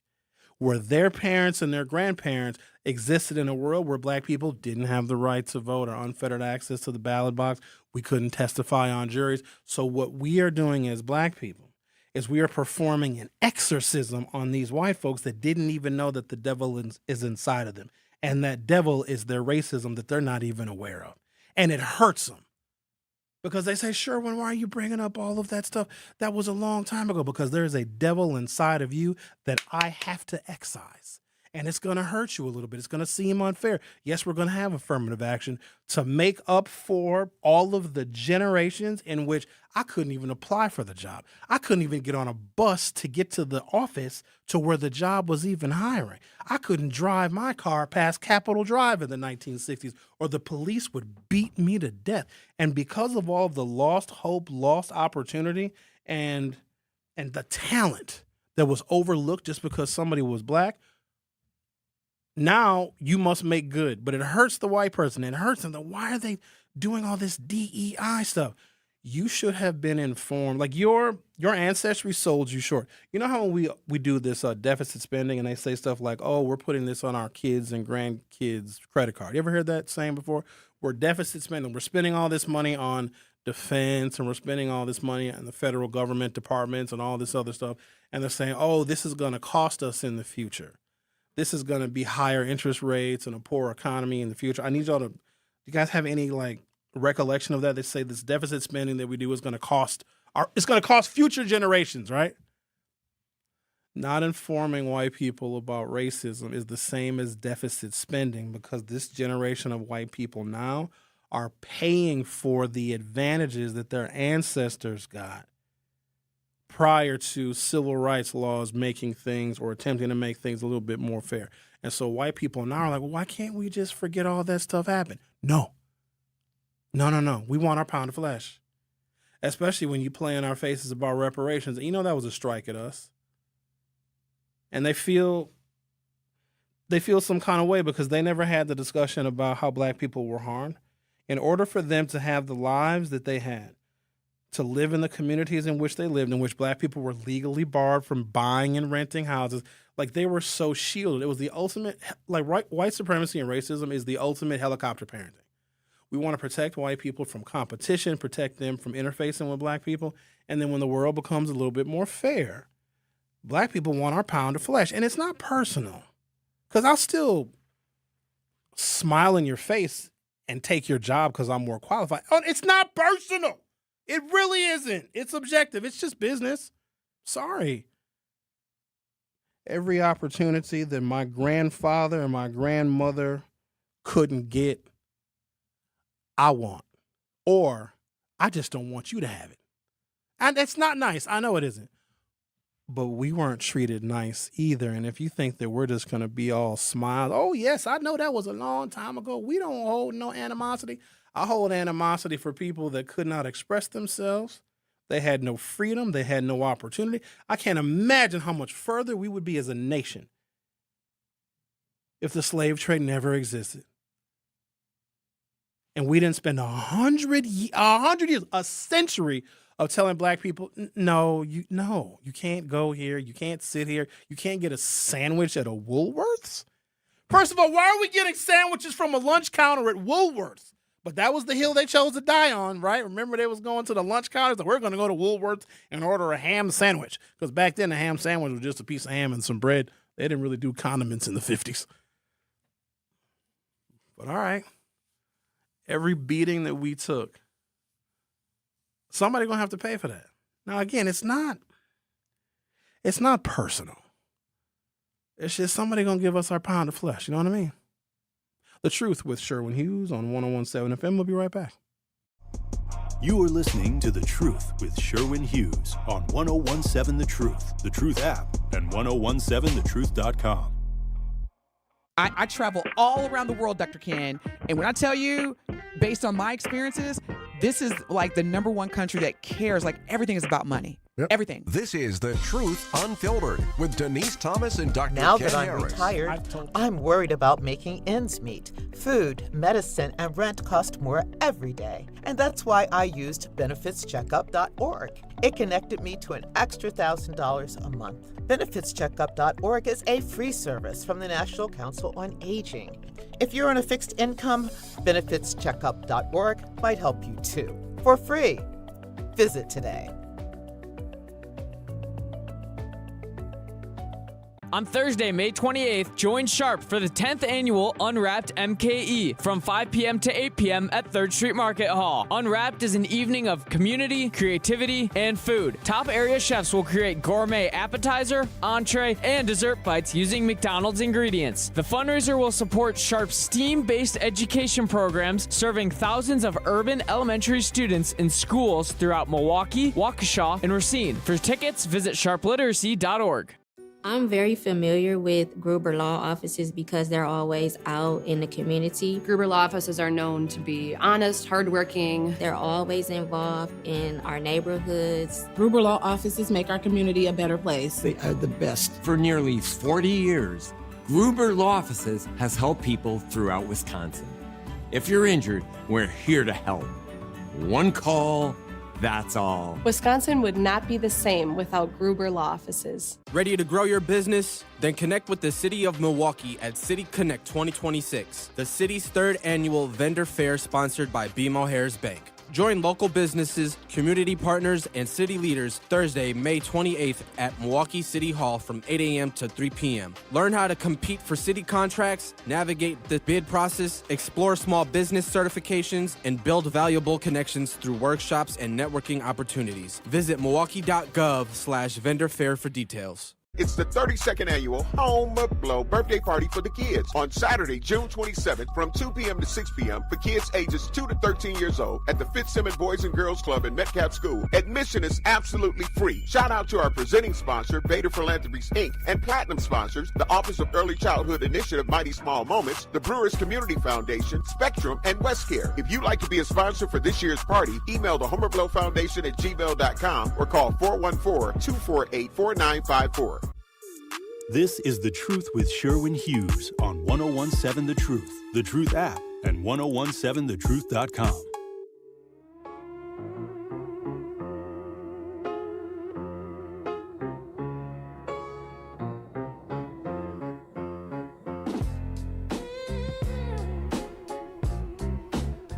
I think this transition, which really wasn't a transition because nothing is different. Well, not yet. With 1017 The Truth. I just had somebody text me to my YouTube channel call-in line saying, Sherwin, I don't know where you're at. I'm trying to watch you on YouTube when I'm seeing a rebroadcast. Where are you, sir or madam? I've been telling y'all for 2 weeks that we're still going to be here. I'm still in the 3rd Street Market Hall. Those that are tuned in on YouTube, nothing is different. Now, I did confuse folks a little bit because I went live last week, Monday through Friday on my YouTube channel. Ladies and gentlemen, that was mostly like experimental because there's a whole bunch of settings that you have to get right in order to do a consistent broadcast. But no, I'm here. I will go back there. Just look at it this way. There's two ways in which you can find me. At Hughes Views 414 on YouTube. That's my channel. Or on 1017 The Truth. I'm still doing my 9 a.m. until noon show. That hasn't changed. But I've also added, I don't want to say it's uncensored content, but I know this much. Al called in last week, and holy smokes. I give Al a lot of credit because when he calls 1017 The Truth, and he, some people would call him vulgar, he cleans it up quite a bit. And because I think naturally he's very expressive, when he calls, some of those naughty words kind of slip through. But when you hear him talk, when he can be uncensored, like the amount of like careful analysis he has to do with each word when he calls broadcast radio that takes a lot. Because when he called into my YouTube show, holy smokestacks, that was vulgar. Because we got on the subject of relationships on my YouTube channel, which it's just such a fun topic, because the divisions that exist in our society, they're numerous. It's racial, it's nationality, right? If you're from Mexico, we don't want you here. It's also, it's income. We hate poor people. It's housed versus unhoused. We hate the homeless. Donald Trump says he loves the poorly educated. So there's even more division between the educated folks and those who are less than. One is not better than the other. We all have to coexist in a society. But another dynamic that divides people is men versus women. And it's so fascinating because I don't know if, and maybe this isn't a good thing, men haven't changed much. Women have. And because women have been afforded more access, opportunity, and more rights, the expectation is that men would correspondingly change at the same pace as women. That's not how American society works, because an example would be this. Slaves were freed somewhere around, the last one's June 19th, 1865. Even though there was a couple of states that had slaves into 1866, the country didn't accept black people as members of the public for 100 years later. And I don't want to compare men's viewpoints to Jim Crow and how it took the country a long time, but men have not changed as quickly as women. So now with women having the options and the opportunities that they have, they expect men to now satisfy the new needs and requirements that women may have with their unfettered access, or more, I shouldn't say unfettered. They have more access to things and opportunity. And like black women are getting a lot of education. Like they're going to college and getting all sorts of degrees and stuff. And so the kind of man that she deems suitable has to be ahead of her even. And it causes, most of the time the banter is just fun. But some people take it very seriously because these women are like, oh, I can't find a good man. Or they'll say stuff like, oh, you're 47 years old dating a 23-year-old. And they'll say real terrible stuff about them. And just humor me for a second. We're going to get back on track just for a little bit. I got to get off the rails for a second. Otherwise, it wouldn't be me, wouldn't be my show. Be a 52-year-old man dating him a 25-year-old. And this 47-year-old woman who's very accomplished, she's got a house and a 401k, and she's got a degree, couple of degrees. She can't find a man for nothing. But then she sees a man that she would otherwise deem reasonable and suitable dating a 25-year-old woman. And ooh, she'll have a fit. She'll disrespect that 25-year-old woman like that 25-year-old woman is not also grown with a college degree and her own 401k. You know what I mean? Like what are you doing dating that child? Like, no, she's 25. But here's the thing, that 47-year-old woman who gets angry when a man that she would deem suitable, that's even older than her, is dating a woman that's younger than her. She forgot that when she was 25, she was dating 51-year-old men too. I ain't got no papers. We don't do papers no more at the new Milwaukee Black Media because I like my papers to crumple up.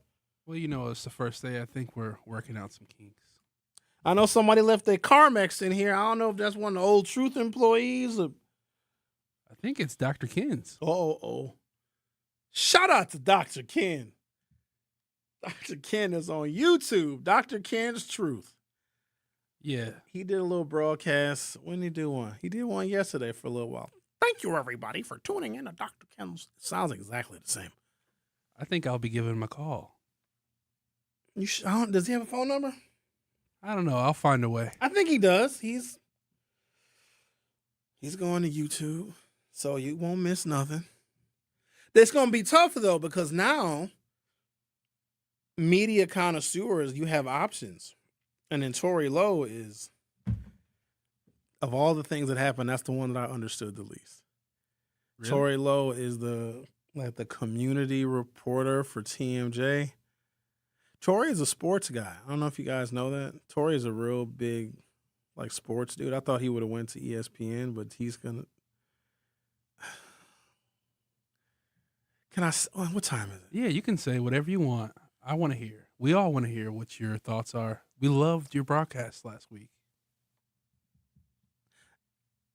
It's cleaned up. I had some bandwidth issues. So and thank y'all for being patient and being so accommodating. I tried to get through an hour show, and my show got interrupted 3 or 4 times because the bandwidth would drop the show and I'd have to start all over again. But we got that all cleaned up. So when I go live at some point today, maybe tonight, it'll sound and look a lot cleaner. So it's no secret that in the previous incarnation of The Truth, the afternoon hosts were decidedly more conservative than, say, anything else you heard. Certainly more conservative, at least in the topics that they chose. They were more conservative than me. And I wouldn't consider myself a liberal by any stretch. I'm commonsensical, and for me, policy is business. The Democrats just happen to speak more of the same language than the Republicans do. It doesn't mean that all Democrats are great, all Democrats are lovely, all Democrats are perfect. In fact, they can be just as racist as anybody else can, because here's the thing that we as black people fail to see. We think because a white person said they voted for Obama or they voted for Biden or Kamala Harris, that a white person is a Democrat. That doesn't mean that they're not a white supremacist. White people always think that they should go first, period. A white person will step in front of you in line and tell you they voted for Obama, tell you they're not racist, but they don't want your kids getting a job that they think their kids deserve. And that's just how some of them are built. In America, you got to go over to Europe. Europe is a little different. Europe outlawed slavery before us. Now, they're still racist, but it's different. They have an understanding of history in Europe. We don't. We just, God bless my mother. But my mother is, I'm not comparing my mother to a white supremacist, but to her, if she doesn't remember something, it just didn't happen. You know people like that? She just,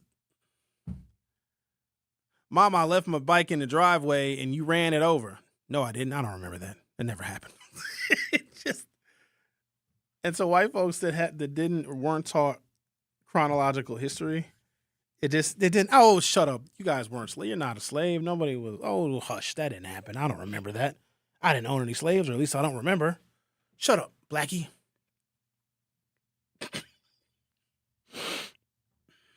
It's not funny, actually. So what are we doing here? What's hostile architecture? We do that? What else? I got so much stuff here. What is this here? Anti-homeless benches, metal armrests in the middle, slope seating, curved or segmented surfaces. We want our pound of flesh. And I hope that we get it. And it's going to look oppressive because whenever a white person has to be competitive, it feels like oppression. So we had conservative people that were here on the old version of The Truth in the afternoon. Here's what the hope was. I got to be real careful when I say this. If Republican candidates for public office, so black radio makes money, a lot of money during campaign season because black voters can oftentimes make the difference. In the state of Wisconsin, elections are decided statewide, but between 25,000 and 30,000 votes. That could be the electoral college count, that could be governor's races, et cetera, right? 25, 30,000 votes, right? So engaging black voters is very important for both sides. If you feature black conservative voices on black talk radio, the objective thought is, Republicans will advertise and bring even more money and more revenue to black talk radio if we feature and highlight conservative talkers. So during the day, you can have Democrats and have liberals, and in the afternoon, you can have more conservative. On paper, that's a genius idea. Here's the problem. Republicans will never spend money on black media. Ever. I need papers. And good God-fearing white folks don't even understand their own people. They'll think, well, we have black conservatives. Why won't you spend campaign cash? So is that campaign cash that we would advertise? Let's say we did advertise on the Black Conservatives radio show. How does that money get divvied up? Well, all of our hosts, of course, they're all salaried and they're all compensated. No, thank you. So and it didn't work. Let me take a break. You're listening to 101.7 The Truth from the 3rd Street Market Hall as a part of Milwaukee Black Media. And I think, is there a new tagline? The new one, we've still been saying the new 101.7 The Truth since we were new in 2021. Now we really are the new 101.7 The Truth. All right, then. Tory Lowe not on today. Is he on TMJ today? When does the show start? Do we know anything about that? Because I'd like to hear it. You're asking me? I thought I was. Oh, I don't watch the Tory Lowe show. Why?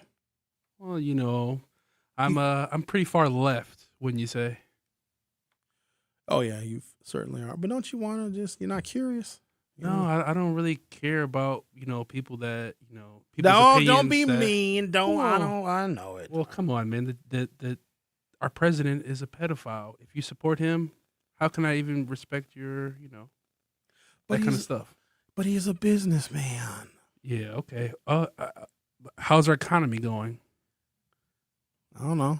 I'm cool. I'm still working 9 to 12. I guess I'm all right. No, Yeah. It's not fair to say that. Yeah, my point is that. So the people that voted for Donald Trump or the people that say stuff like, I'm socially liberal and fiscally conservative, shut up. Or the people that say, I support Donald Trump because he understands business. He's a businessman. Those are the same people that went to Hooters for the chicken wings. You didn't go to Hooters for the chicken wings. You go to Hooters for the titties.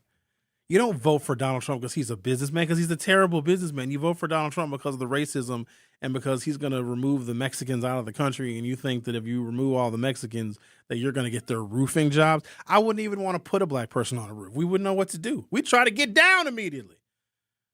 Hey there, hey Tyrone and Jerome, go on up there and fix that roof. Huh? You mean get on the ladder? Nah, that's not nice because there's black roofers. It's like if all of these roofing jobs became available because all the Mexican roofers got sent back to Guadalajara. I'm not signing up to get up on no roof. I'm not afraid of heights, but at a height where I can like break a leg, those are the heights that I'm most afraid of. You can put me on the top of a tower. Put me in an airplane, I'm not afraid of heights. But if I'm like 11 feet off the ground, I panic. 11 feet off the ground with like a little bit of slope, and I'm like, this is dangerous. The Truth with Sherwin Hughes will be right back. You are listening to The Truth with Sherwin Hughes on 101.7 The Truth, The Truth app, and 1017thetruth.com.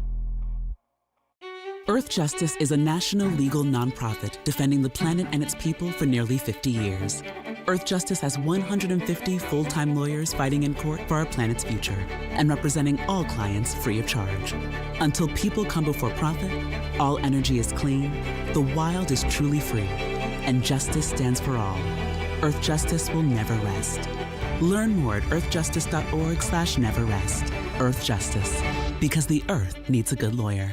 Prizes, exclusive experiences, even cash money. You want it? We've got it. Find a list of all contests and official rules by visiting truthcontests.com. That's truthcontests.com. When you're high, you feel different. Pretty obvious, right? You think different, talk different, but if you feel different, you drive different. So if you're high, just don't drive. Brought to you by NHTSA and the Ad Council. 70 million people in the U.S. have learning and thinking differences, like ADHD and dyslexia. Each has their own story. This is ours. At first, I thought it was just a phase. Then schoolwork became a struggle. Emotions got bigger, and my kids started falling behind. I felt alone, like I was lost in the dark trying to find answers. Then I learned about Understood.org, a nonprofit empowering parents and kids like us. It was like we had a light to show us the path ahead. Whenever new challenges came up, their guidance helped us figure out our next step. We still have tough days, but now we have direction. And I have the tools and resources I need to help my child thrive. No matter where you are on the path, Understood can help you keep moving forward. Visit understood.org/yourpath today. When you work smart, incredible things can happen. By joining Smart 18, the union for Wisconsin sheet metal workers, you'll open the door to a brighter future. You'll learn and earn more. Enjoy awesome benefits across the board. Build a great career and feel empowered and supported every step of the way. The smartest career decision you'll ever make starts with Smart 18. Find out more today at smart18info.com. This is The Truth with Sherwin Hughes on 1017 The Truth, The Truth app, and 1017thetruth.com.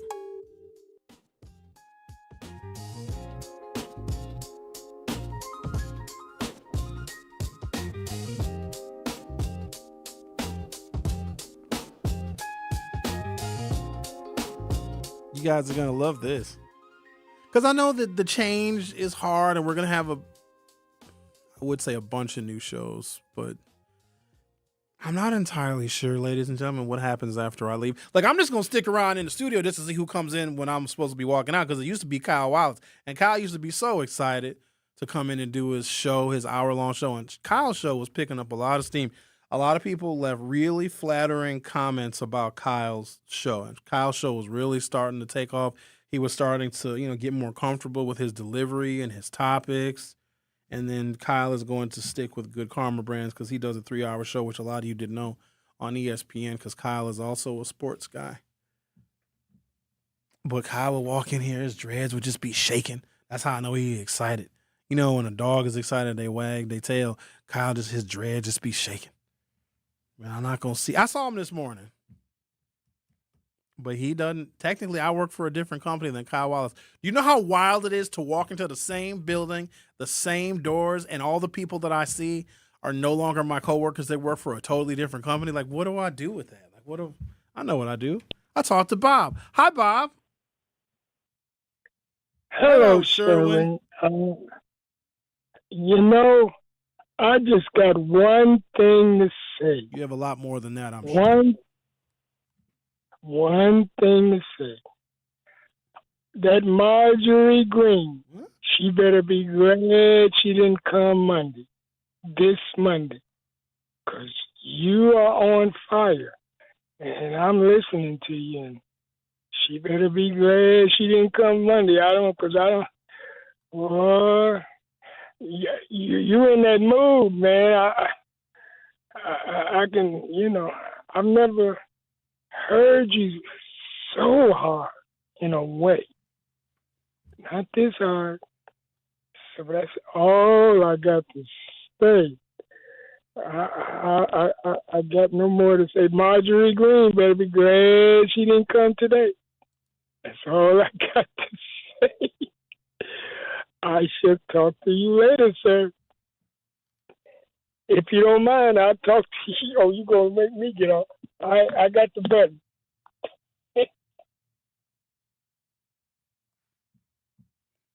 That was 3 years ago that woman was here, so I don't know why. What is he talking about? I don't know. Maybe my delivery is more, my rhetoric today is a little bit more direct. Well, because I don't work for white people no more. God, the burden. Y'all don't understand. Yes, you do. You know exactly what I'm talking about. How much can I say about it? Everything. We got to do a tell-all. Nah, I'm not ready for it yet because I'm still in their house. We still renting from them. Like, can I still get coffee? Can I still get all the stuff? I got some water this morning. I think most of them don't even know or they don't care. Most of my coworkers here. Well, they're not coworkers anymore. We're tenants. So much I want to say. Tenants can talk bad about their landlords all the time. Yeah, you can get evicted though too. Really? I gotta have a level of respect, but everything that I would say, whether I say it or not, whether I say it here on my YouTube channel, would be objective fact. Because the first thing they'll try and do is like, "Oh, Sherwin, that's defamation." Then take my black ass to court and prove you didn't say it and didn't do it. Come on, you want to go to court? Come on, spend that money on them lawyers. You got to prove, and it's all going to be public. That's why you got to be careful with when you accuse somebody of defamation, because if you accuse someone, because a lot of times we just don't like what people would say about us, like, "Oh, I'm going to sue you for defamation." But if you actually said it, now it becomes public. And so now your claims of defamation, not only do they get overturned, but it makes you look even worse. I have experience in being a radio host and working for white people that have less than an elementary level education on matters of race, no matter how good they may be in their endeavors and how educated they may be and how successful they may be in whatever, when it comes to issues of race and racial dynamics and culture, they are less than children. And trying to reason, you know how hard it is to reason with a child? Because a child will just, like, you can say something honest and factual to a child, and the child will just be like, "Nuh-uh, nope, no," and they'll, like, plug their ears. "No, I don't hear what you're saying." And it's frustrating because when you work for somebody who has an elementary understanding, it's like you got to talk to them. Like, I got to dumb myself down, and that's hard for me because y'all know how I feel about dumb. Ooh, we dumb for me. I love beautiful women. That's never going to change, but there is no amount of beautiful that will get me to tolerate dumb. You might see Sherwin out in public with a booger wolf, right? I promise you she's smarter than me. "You know, Sherwin, if we really talk about the dynamics of culture and race," I'm like, "Yeah, speak that talk, girl. Speak that." "Oh, you drooling a little bit?" I get the little napkin and wipe her little drool off her mouth. God, there's nothing like like an intelligent woman. And I need a woman that's smarter than me, which is hard to find because why would she want to waste her time with the likes of me when she's smarter than me? You know what I'm saying? But I can't. Y'all know I can't be with no dummy. I can't. I tried. I've been with some pretty dummies. And the pretty is great because there's status in being with a pretty person because pretty privilege is real until I have to go to an event. And I got to take my pretty girlfriend to an event and we're all dressed up real nice. And I'm going to walk away. I'm going to go get some food. I'm going to go get some appetizers. I'm going to go get some little hors d'oeuvres. I'm going to go get us a drink. And I leave my dumb, pretty little girlfriend by herself, okay? And then people will think, "Oh, you're here with Sherwin?" And they'll think that my dumb, pretty little girlfriend is as smart as me. And they'll say some stuff like, "Oh, so what are your thoughts on the current crop of both Democratic and Republican candidates? And do you think the policy issues of affordability is going to work for either campaign?" And then my dumb little, pretty little thing say something like, "I like trains. I like them because they're on the tracks." And then I come back with the drinks and the hors d'oeuvres. And then the person who was talking to my pretty little dummy is looking at me like I'm a dummy. Now we got to leave. The Truth with Sherwin Hughes on 101.7 FM. We'll be right back. You are listening to The Truth with Sherwin Hughes on 101.7 The Truth, The Truth app, and 1017thetruth.com. All your favorite interviews and best moments live in one place. I love your perspective, Sherwin Hughes. Thank you. You do a great job. Appreciate you do a great job. I downloaded the app so I can listen to you in the evening sometimes because you make a great difference in how you present things in many ways, politically, socially, financially. You do a great job. Download the new 1017 The Truth app now. Milwaukee Black Talk. 1017 The Truth. Talking about guns with others might not always feel comfortable, but it could save a life. Here's a way to start a conversation. Your family is going over to your neighbor's home for dinner for the first time. How would you ask if there are any unlocked guns in the home? Hey. Hey, we're so excited for tonight.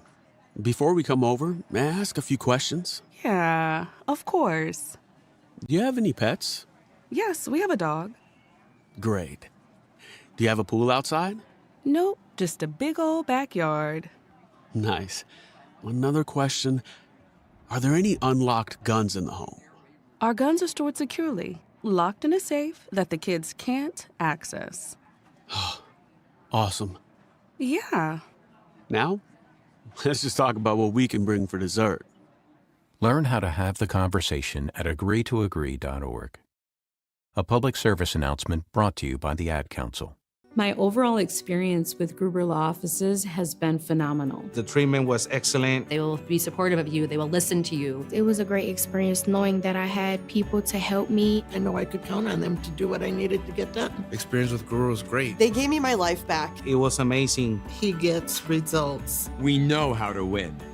If you've been injured, call Gruber Law Offices. One call, that's all. Gruber Law Offices had my best interests at heart. When you get a diagnosis of Parkinson's disease, things get real. And nobody understands that better than the Parkinson's Foundation. All across the country, we provide resources and support in the fight against Parkinson's, a neurological disease that affects movement. The Parkinson's Foundation is dedicated to improving care and advancing research towards a cure. And when you call our helpline, you'll speak to a real person who can help you find the right information. Because while living with Parkinson's can be challenging, there are things you can do to improve your quality of life. So, whether you're newly diagnosed, have been living with Parkinson's for years, or caring for a loved one, When Parkinson's gets real, find real answers at the Parkinson's Foundation. go to parkinson.org or call our helpline at 1-800-4PD-INFO, 1-800-473-4636. The Parkinson's Foundation. Better lives together. This is The Truth with Sherwin Hughes on 1017 The Truth, The Truth app, and 1017thetruth.com.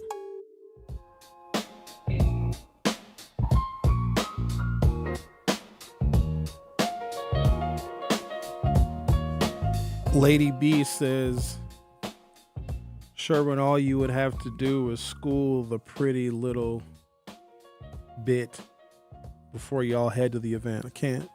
You can't teach somebody a whole political science class. If I'm going to a political fundraiser and I'm bringing a +1, because here's the thing about really attractive people.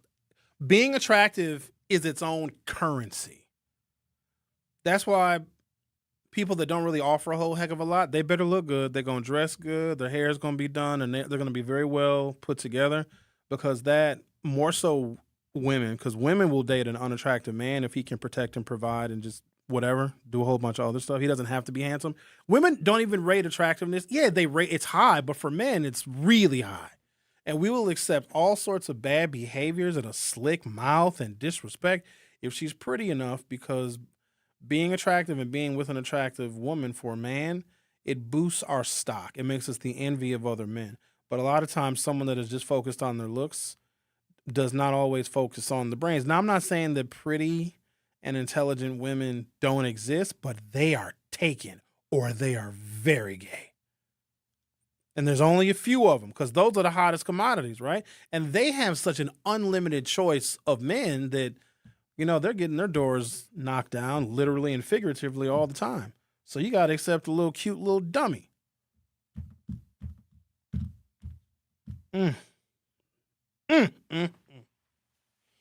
So yeah, it's not. So there's this thing called the Dunning-Kruger effect. It's kind of complicated to explain. I want you guys to look it up, because when you look it up and when you search stuff, here's the thing about Google, because all your Googles now are AI searches. It's going to explain stuff to you when you look it up in a way that's familiar to you, because they're going to base it off of your previous searches. But the Dunning-Kruger effect basically says someone who is not very intelligent, they know very little, but what they do know, they know really, really well, and they overestimate their intelligence. Like someone that doesn't know much about, the history of America, and Donald Trump is just the next in the line of succession of racist white supremacist leaders. They think, oh, no, Donald Trump isn't like that. Donald Trump is a businessman, and he really cares for America. And, like, they know that really, really well. And they overestimate how intelligent they are because they know just this little tiny thing. But to them, that's everything. And they believe that they are as smart as anybody else in the room. But they only know a little tiny bit. And they overestimate how smart they are. So the dumber somebody is, this is what the Dunning-Kruger effect basically says. The less intelligent someone is, the more they overestimate their intelligence because the stuff that they know, which is only a small sliver of things, they know it really good. Whereas really intelligent people underestimate their intelligence because the more you know and the more you learn about the world, you realize there is so much more that you don't know. The more you learn, the more you realize that you don't know a damn thing. Whereas the people that don't know much, they think that they're damn geniuses. And if you have a Dunning-Kruger effect person, like they'll speak about something so ignorantly and it's so just like unintelligent, but they swear, they'll put their hand on the Bible and swear that they know everything there is to know about American politics. They'll tell you everything there is to know about race and about racism and about culture. It's a real thing. And I have dealt with it more times than I care to admit. So when you see me walking around with a Book of Wolf wearing some cutoff jean shorts and some Crocs, mind your business because she is really smart. Her booty's probably going to be flat. Don't worry about that. Don't worry. She just isn't wearing her best jean shorts. You can handle a flat butt? Oof. Did you say that over there? Yes. Okay. Oh man. I don't want to. I don't want to. It don't have to be big, but it's got to be round. If it's round, but not BBL big, because that's for poor people. No, seriously, like there's a whole thing, like men that are attracted to BBLs are attracted to a particular body type, a woman that has extra stores of fat where she can get through the lean times. And so it's actually cultural. Like BBLs to me, it's not my thing. I don't want anyone to get offended because it's not my preference. Because we live in a world where if I share my preference, someone who's not that preference will get mad at me because I don't like what they chose to do. I don't care what you do. It's just not. They're shaped like ants. You know what I mean? Because the ant has got like a 3-segmented body. I got to take a break. The Truth with Sherwin Hughes will be back for hour 3. You are listening to The Truth with Sherwin Hughes on 1017 The Truth app, and 1017thetruth.com. Breaking down the issues that shape our city and our future. Another function of white supremacy, don't teach black people stuff, because if you give us a little bit of knowledge, we'll invent something totally new. That's why it was illegal to teach slaves to read, because if we could read, then we could write. And if we could write, we could communicate. And if we could communicate, we could plan. And if we could plan, we could strategize. And if we can plan and write and read and communicate and strategize, we could overthrow white supremacy because they've always known how fragile it is. It's The Truth with Sherwin Hughes, weekdays from 9 to noon. In 1987, the Bucks took on the world and changed basketball forever. At stake, basketball supremacy in the United States. Bucks versus the World, narrated by Charlie Behrens, is the new season of Behind the Bucks podcast, presented by Gallagher, your trusted insurance broker and HR and benefits consultant. It's the untold story of the 1987 McDonald's Open, when the Bucks became the first NBA team to face the Soviet Union. Listen now on Bucks.com/plus, the Bucks app, the ESPN Wisconsin app, and wherever you get podcasts. You've been diagnosed with COPD, but breathing seems to be getting harder.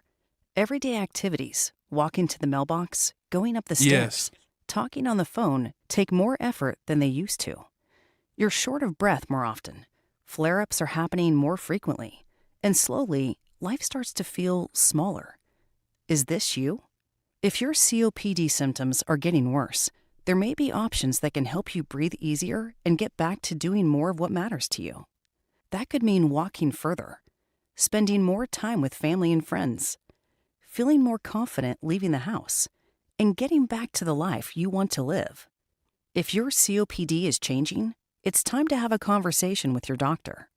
Visit the COPD Foundation website at isthisyoucopd.org to learn the signs of severe and worsening COPD and the right questions to ask next. Take action today, breathe better tomorrow.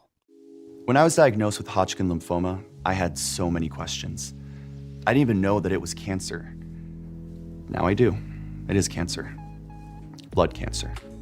It's actually one of more than 100 different types, and they're all treated differently. Now, unlike some other forms of cancer, usually there's no tumor. You can't screen for it to prevent it, and the symptoms can look like other things, so it could be hard to diagnose. I had a fever for weeks. I was so tired all the time. I didn't feel like eating or doing anything else for that matter. And I know that this can feel scary. But if you know what to look out for, you'll know what to tell your doctor. And you'll feel more empowered to take the next steps. Like getting in touch with the people who know the ins and outs and can help with everything blood cancer related. Blood Cancer United. They work one-on-one with each person who reaches out to answer questions and offer resources. Blood Cancer United was there for me, and they can be there for you. Go to bloodcancerunited.org to learn more. You're listening to the new 1017 The Truth, founded in partnership with Associated Bank. Your money works here. 1017 FM, 1510 AM, WGKB Waukesha, and W269DL Milwaukee, a locally owned Good Karma brand station. More of The Truth with Sherwin Hughes is next on 1017 The Truth, The Truth app, and 1017thetruth.com.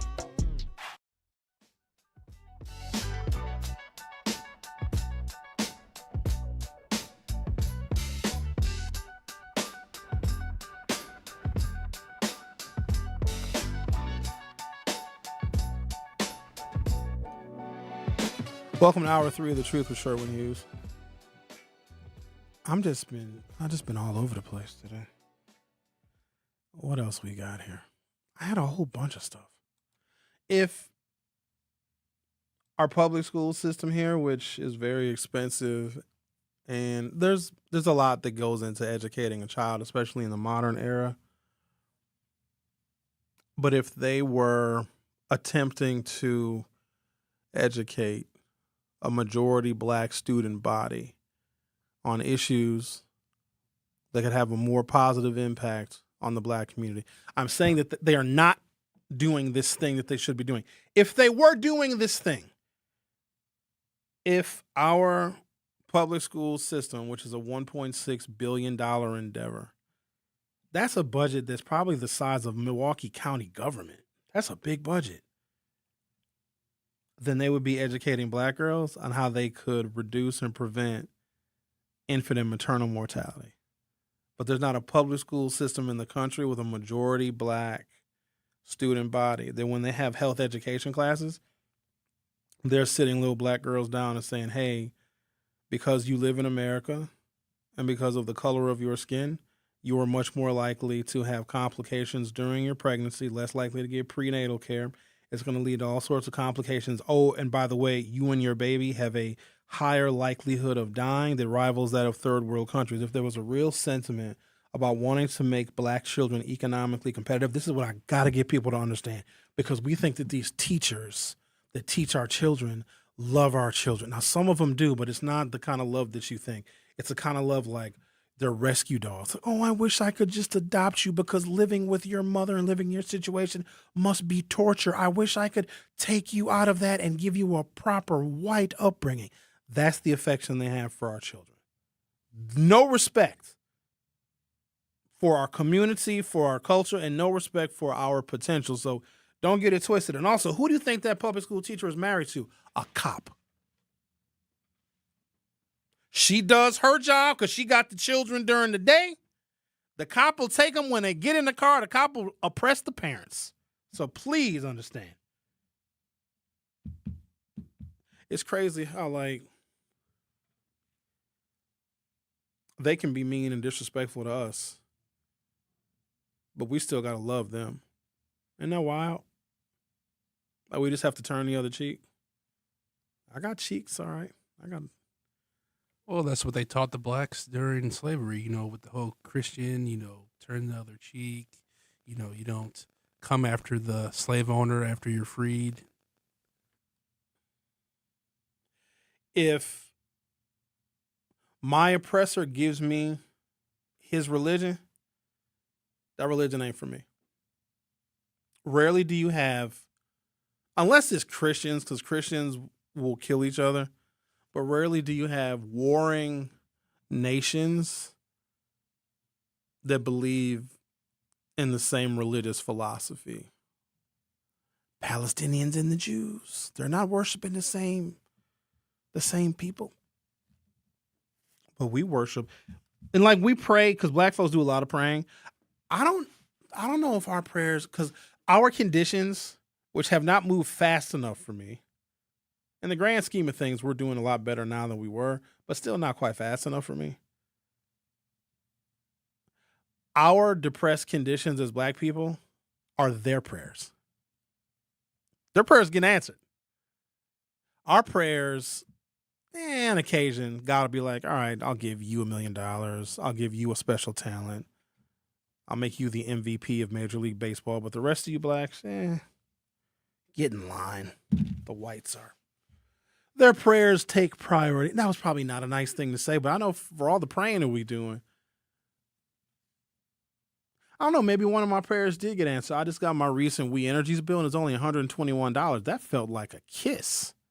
Because I drive an electric car. You know what I mean? I got to plug my vehicle in, otherwise I ain't going nowhere. And it was only $121. I was like, oh, snap. Count your blessings. Somebody said something in YouTube I want to address. Not Really a City Girl says, find a woman in those political circles. You're looking in the wrong places. You may find someone who isn't as conventionally pretty, but she'll be interesting and intelligent. I cannot. So first of all, Milwaukee and Wisconsin politics, everybody knows everybody. Either it's a new cohort and they're so left of center, they're so liberal, I wouldn't have anything in common with them, plus their age. But anybody who's over the age of 40 that has worked or does work in politics, I know them, and you don't want that. It's incestual because we're like a family. And so there's no way. That's called, you don't want to eat where you sugar honey iced tea.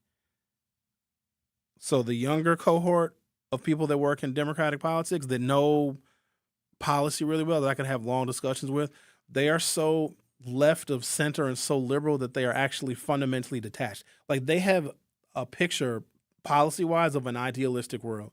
Everybody should get healthcare for free and college for free. I totally agree with that. But the forces that we are dealing with to make those things come to fruition would require a revolution in which we are not armed for. And then the women who would be of my age that have that same kind of political knowledge are lesbians or married. Or I've known them for 25 years and I wouldn't dare. And also when you date someone in the same, because I'm a political consultant, like that's what I do for the most part. And if I date somebody that's in that same universe, then our business becomes public. And I'm not doing it. And I don't like talking. I'd rather not talk politics with a significant other because I don't want to. If I was a car mechanic, when I get home from work of fixing cars, I don't want to talk to my wife about brakes and transmissions. I want to talk about other stuff. But I'm not looking, though. That's the thing. I'm not looking for what? I'm already married. My mother said, she's like, Sherwin, somebody on Facebook told me that you was married. I was like, what are you doing on Facebook, Emma? She said, people send me stuff. You need to stop looking at stuff people send you. Y'all leave me and my wife out of this. Me and my wife are just fine. Just leave us alone. I think you should have gave Renee a shot. Why are you bringing up old stuff? I forgot all about Renee. It's just still in my mind. No, because I'm not. Because then she might call the show. If I'm dating her, if she called the show, I don't know what I was thinking that day. You were thinking she sounded really good. That's deceiving. People rarely look like they sound. Or we concoct in our minds the most idealistic image that fits that voice. Because there's some women that have these angelic voices, and they have beards thicker than mine. Oh, hello, Sherwin. Hello. Oh, I love listening to your radio show. Oh, la, la, la, la, la. And then I meet her, and I'm like, wait a minute. Is that Al? Is that really? Like, how are you, fella? Are you the fella that called? No, I'm not a fella. Excuse me, young man. Are you the one that I was speaking to on the phone that has that angelic voice? Yes. But Mr. Sir. Sounds like you've been tricked one too many times. Oh, my God, yeah. Because I come from an internet where there was no... Digital cameras weren't a thing until the very late 90s and the early 2000s. Can you imagine millions of people on the internet and no one knew what anyone looked like? You had no idea. And the first digital cameras were hella expensive. Webcams didn't become standard on computers until into the 2000s, but I first got connected to the internet in the Christmas of 1994. I have been online for 32 years, and the rapid expansion of that technology is mind-blowing. Where technology was then compared to where it is now you have artificial intelligence that is outpacing us. And it's so robust. You got people panicking about a data center at Midtown that's not even a damn data center. That thing that they're trying to build at Midtown, there's already 31 of them in southeastern Wisconsin. Potawatomi has one. It's just a bunch of servers where they like store data. They store like payroll data. It's only 47,000 square feet. It's not an AI data center. Stop it with that, y'all. It's not. And there was an article that came out that nobody read. It's just a bunch of servers. It's only 47,000 square feet, and that Walmart is like 100,000 square feet. The rest of it is going to be a storage place because they're, those places where you pay money to have like a storage unit. So the other half of that is going to be storage, and they're still going to be able to build housing. But people are so panicked. Those AI data centers are gigantic. They're like several dozen football fields, and they need a source of cooling, which is oftentimes fresh water, but now some of the modern generation AI data centers their cooling is self-contained. The thing they're building over there uses regular air conditioners on the roof. It's just a regular... Potawatomi has a damn data center where they keep all your gambling losses. Potawatomi got a file on each and every one of y'all, I bet. I know they got a file on me. I know they love to see me coming. Oh, you're a gambling man? No. But when I go... I'm hit or miss. Either I go to Potto, because my limit is $200. I got 200. If I lose $200, it's not the end of the world. So I take my little $200. So either I leave with 1,000, or I leave minus my $200. But for some reason, I don't even consider Potawatomi when I look at my options for entertainment in the city. And Potawatomi, it's a bunch of stuff. It's restaurants and stuff in there. You got the 360 bar in Potawatomi, but I never consider it because I'm not a gambler. I will gamble. Like I can go to Vegas and not step foot on a casino floor. Now they make you have to walk through the damn casino floor. I learned my lesson when I went to Vegas in 2005. It was the first time I went by myself.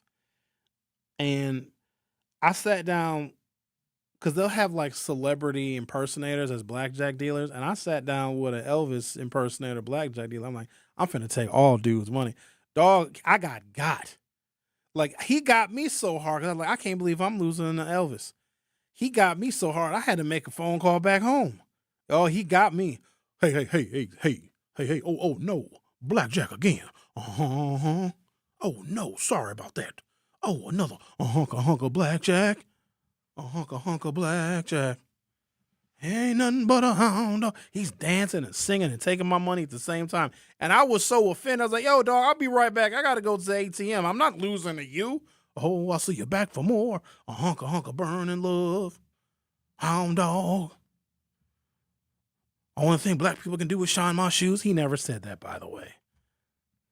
Elvis loved black people. He used to hang out on Beale Street. The shift did not happen overnight, and it was not originally driven by abortion alone. The modern Republican alliance with evangelical Christians was built gradually during the 1970s and the 1980s as a broader political realignment around, quote, traditional values, cultural anxiety, and electoral strategy. So Catholics, that was always their issue, but evangelicals were mostly apolitical. They didn't vote, right? So what the Republican Party did is like, look, America is becoming much more diverse. These civil rights laws are becoming much more inclusive. We have got to find a way to galvanize more people on the right by saying Democrats are immoral because they are the ones that support killing babies and ruining families. It was orchestrated because there was a period of time where the Republican Party, they supported Roe versus Wade. Isn't that crazy to think that? They supported it because like, oh no, that's a personal choice. We are the party of personal freedoms and personal liberties. That is what the Republican Party actually used to stand for. And they were like, oh, a woman wants to have an abortion? Totally. But then Ronald Reagan was like, nah, we need to do a couple of things. Now I got to make college less affordable because the more educated somebody is at the university level, the more likely they are to be a liberal and a Democrat. So we got to make college very expensive. Let's take away the state subsidies, and they did. Now, if you want to go to college, you're going to be in debt damn near forever. And let's find a way to bring the Christians and the evangelicals, because the evangelicals were an untapped source of votes that nobody wanted to deal with because some of them are nuts. They're really, especially the ones that believe God is angry, that think that everybody is going to hell, like the people that you see on the corners preaching. Oh, speaking of which, during my time off, I got a chance to listen to the Black Israelites. Holy smokes, are they angry? Yeah, they were preaching on the corner of 60th and Appleton at a Citgo, and they had their loudspeakers out there. Holy crap, there's something else. The Black Israelite. You guys know about them? There's something else. Black folks have so many different identities. Black, African American. We used to be Afro American. We're Moors. What else are we? We're 5%ers. We're Muslims. We're Asiatic. We're also Black Israelites. Pick a side, everybody. I just personally, I don't want to be affiliated with anything Israel. It's just me. Even though we're the original everything, we know that. We know that genetically and through our DNA that we're original everything. But I'm not a Black Israelite or a 5%er, or I'm just, you know what I mean? A squirrel trying to get a nut. I don't know. I think the Black Israelites, they're very entertaining. I like to watch them on Fridays and Thursday nights on Brady Street. They harass white people walking by, tell them how they're the white devil. It's pretty good entertainment. And then the white people argue back with them, saying that they're not the white devil. I would never advise you to tell one of them that you find them entertaining, because they will kill you. Like they'll kill anybody. If you tell them like, oh, I like how you guys are entertaining. Excuse me? Who is entertaining? Who do you think is entertaining you? Well, if you're ever trying to find me, you can find me on Brady Street on a Thursday night, Friday night, watching the Israelites. Or across the street I'm right at the liquor store watching them. Prime seats. All right. Well, enjoy. Good thing I'm not alderman, because the first thing, I would bulldoze Brady Street. It doesn't need to be here. Just make it all houses. It's outlived its usefulness, because I remember what Brady Street was in the 90s. It was the worst. We don't really have a lot of bad majority white neighborhoods. Not Brady Street's the area, it's like its own neighborhood. It's a little more diverse now, but it was like 80+% white and actually disproportionately poor. It may be a little bit more diverse now because it got gentrified. That's one of the only Milwaukee neighborhoods that got gentrified, a white neighborhood that got gentrified by white people that have even more money. And it used to be just a dump. That Walgreens, World Star Hip Hop could have started in that Walgreens on Brady Street. I don't even know how that Walgreens is still open. I have seen everything, drug deals, people having sex in a parking lot, people just laying on the ground, people laying in their own vomit. Oh, that Walgreens, that's a testament to stubbornness, because that Walgreens is something else, that one. I've had to make a couple of late night runs to that Walgreens before. I was like, I don't think I'm going to make it out of here. Because it used to be 24 hours. Is it still? It can't be. Yeah, that's where the Black Israelites chill. They chill right outside. They, all the people walking by, they could preach their word. I haven't been out on Brady Street since when stuff was just starting to open up again during the pandemic. I was like, I'm going to go everywhere because we've been shut in the house. I went down to Brady Street. I was like, nah, not for me. I'm going to take a break. You guys want to hear about the Republican Party and how they switched to being pro-life? They did it to trick pro-lifers to voting for Republicans. And also they needed a new way to harm Democrats, because after Watergate, the Republican Party was in really bad shape and they had to reinvent themselves. But I think it's a a necessary lesson to learn, because as Black people make progress, racism, white supremacy, and structural racism will reinvent itself. And we're still used to the old form of racism where an ignorant white person is calling us the N-word. No. That's not how it is now. Now they're engineering public spaces to be less friendly of diversity. They're charging $18 for 6 chicken wings. When I read that story about chicken wings, that nobody used to sell them, they used to throw them in the garbage. And they're like, okay, we'll sell chicken wings for 10 cents to get people into the bar so they can drink more. And then when Black people started having an affection for chicken wings, now they've become more expensive. It's the craziest thing ever. I had wings over the weekend. There's something about, it's like effort. It's a masterful art to get all the meat off of the chicken wing. You know what I mean? I love them. I can't lie to you. I do too. I know you love to eat. That's one thing about you. Boy, you gonna eat, boy. I tell you that. You ever eat chicken wings with a white woman and they leave all the meat on the bone and you want to get violent? Most of the white women that I've dated, they eat the meat right off the bone. Yeah, you probably date mud sharks though. No, that's not nice. Now that was racist. What? Against who? I can't be racist against a white person. You're racist against the lovely white women. There's no more racist. The most racist white woman is one that has mixed kids. It's a video going around right now where this white woman, who's a nurse, she's in trouble with her job, of course, calling her biracial son the N-word, and he recorded the whole thing, put it on the internet. And that's his mama. I gotta take a break. We got a great lineup for you today. This is the first day of Milwaukee Black Media's ownership of 1017 The Truth. We're so Black now. We're so Black that when Milwaukee Black Media, when we walk outside, people lock their doors. We're so Black that just our appearance incites the police. We are so Black. Feels good, right? Ooh-wee. But I'm still in a white person's building, though, so I got to be careful. This is America. The Truth with Sherwin Hughes will be right back. Don't touch that dial. The Truth with Sherwin Hughes will be right back on 1017 The Truth, The Truth app, and 1017thetruth.com.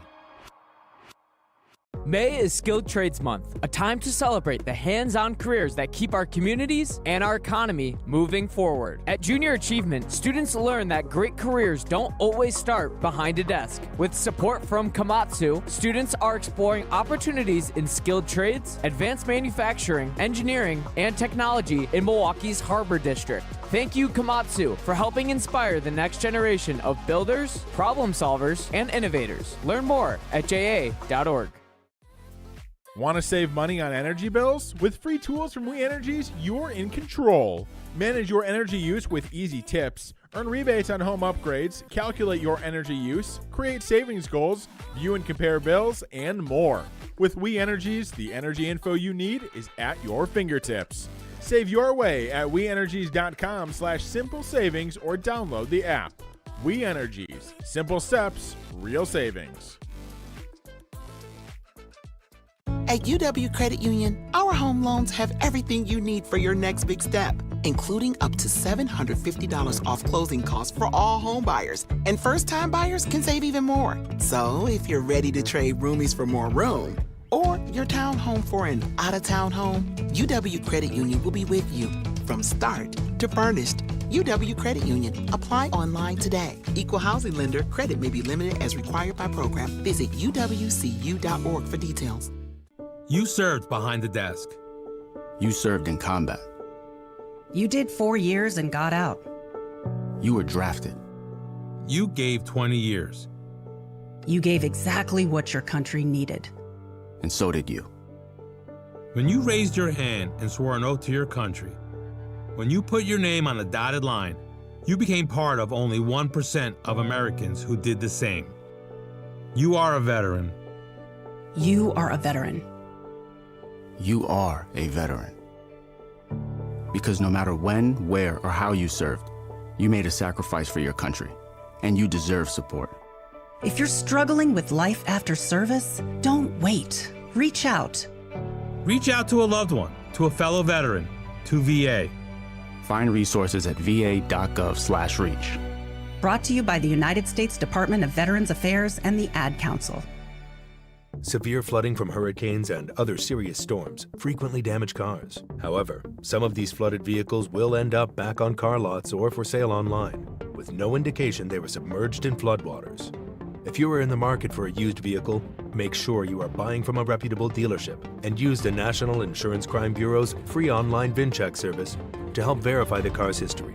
If you suspect fraud, call 800-TEL-NICB, a public service message from the National Insurance Crime Bureau. More of The Truth with Sherwin Hughes is next on 1017 The Truth, The Truth app, and 1017thetruth.com.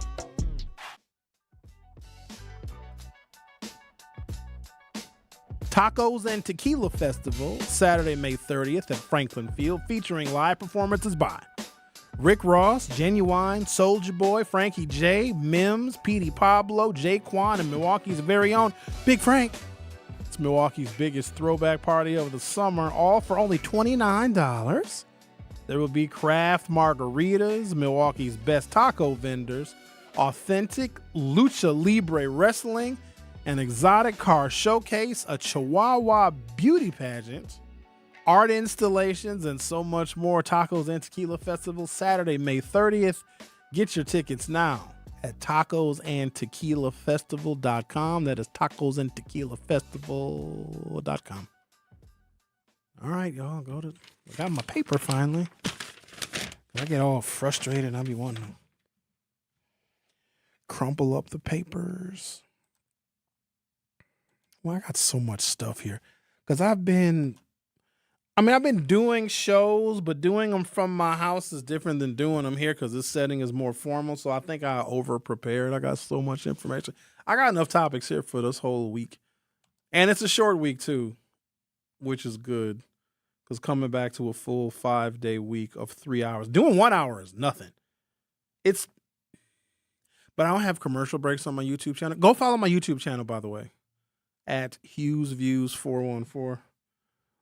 You'll see a handful, few little videos that I did. But the commentary on there is very valuable because you guys keep it real. And I do appreciate that you all are skeptical, maybe is the word, of the new content we're going to have on the new 1017 The Truth. But no, it's going to be all right. I just talked to Ray Nitty a second ago. He's going to be in here at noon. He's ready to go. He's all fired up. Looking forward to talking to y'all. Be respectful. He's like, Sherwin, are you going to stick around and help us out? I was like, nah, baby bird, I'm throwing you out the nest. You got to learn how to fly. He's listening to me right now. Just get comfortable with it, Nitty. And you're no stranger in front of a microphone. In fact, I remember one night I was out with my homegirl. We were at Gibraltar. And Bow came on at Gibraltar. And let's just put it this way. I had been out for a while. And it's, 1 o'clock in the morning. I was like, this would be a good time to text Nitty and show him a video of someone dancing to his song like he's never seen that before. Sorry about that, Nitty. I deeply apologize. Just at the time, it just seemed like a really good idea.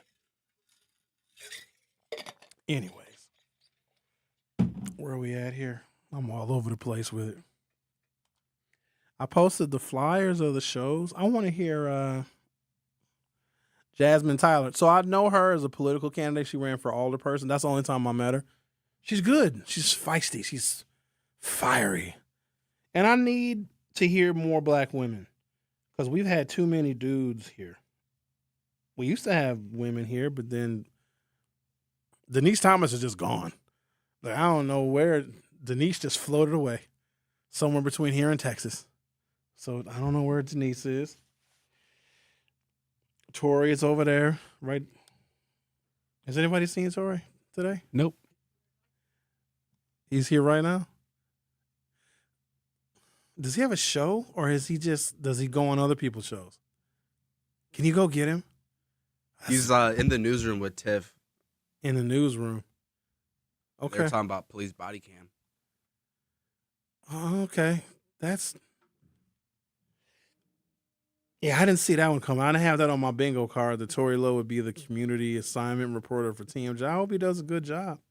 Hey, TMJ 620, Tory Lowe, community assignment reporter.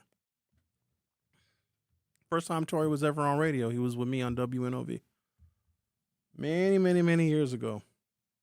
I want the best for him, so who knows? Maybe that's where his calling is taking him. But yeah, I didn't have that one on my bingo card. I didn't have any of this on my bingo card, really. But, you know. It all kind of sprouted on us in the middle of the show.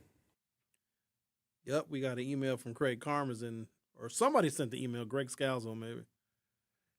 Everybody meet in the conference room at noon. You better be there, be square. If you can't join in person, log in to Teams. We're like, uh-oh, we're getting canned, because that's usually how it goes. They just cancel you. And Craig Karmazin walked in and was like, hey, I sold you. Oh, no, master, we love it here. We had it good here. Oh, Lord, what that gonna mean? I chronicled my first interactions with the sale. Felt very plantation-y. Felt very auction blocky. But, you know, so far so good. It's only been 2.5 hours. Oh, look who's calling. Well. Yeah, make sure you add my YouTube channel. But I don't want to broadcast and like interrupt our shows. I'll do it in the evening. When all the shows on 101.7 The Truth, we're doing replays at night, right?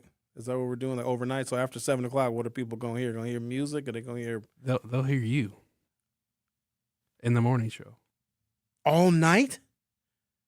So from 7, it'll be the rotation of the shows that are happening today. You know. All right, then let's talk to. Hey, Al, how are you? What's good? Mr. Controversial. Come on now. But anyway. Al, you're calling me controversial? Well, you know your show is about delivery and educating, and you inform people. They don't like that. They rather you be a dumb cookie.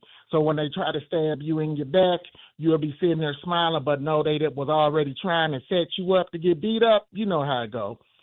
Moving forward, I got to ask you a quick question, because your brothers need you.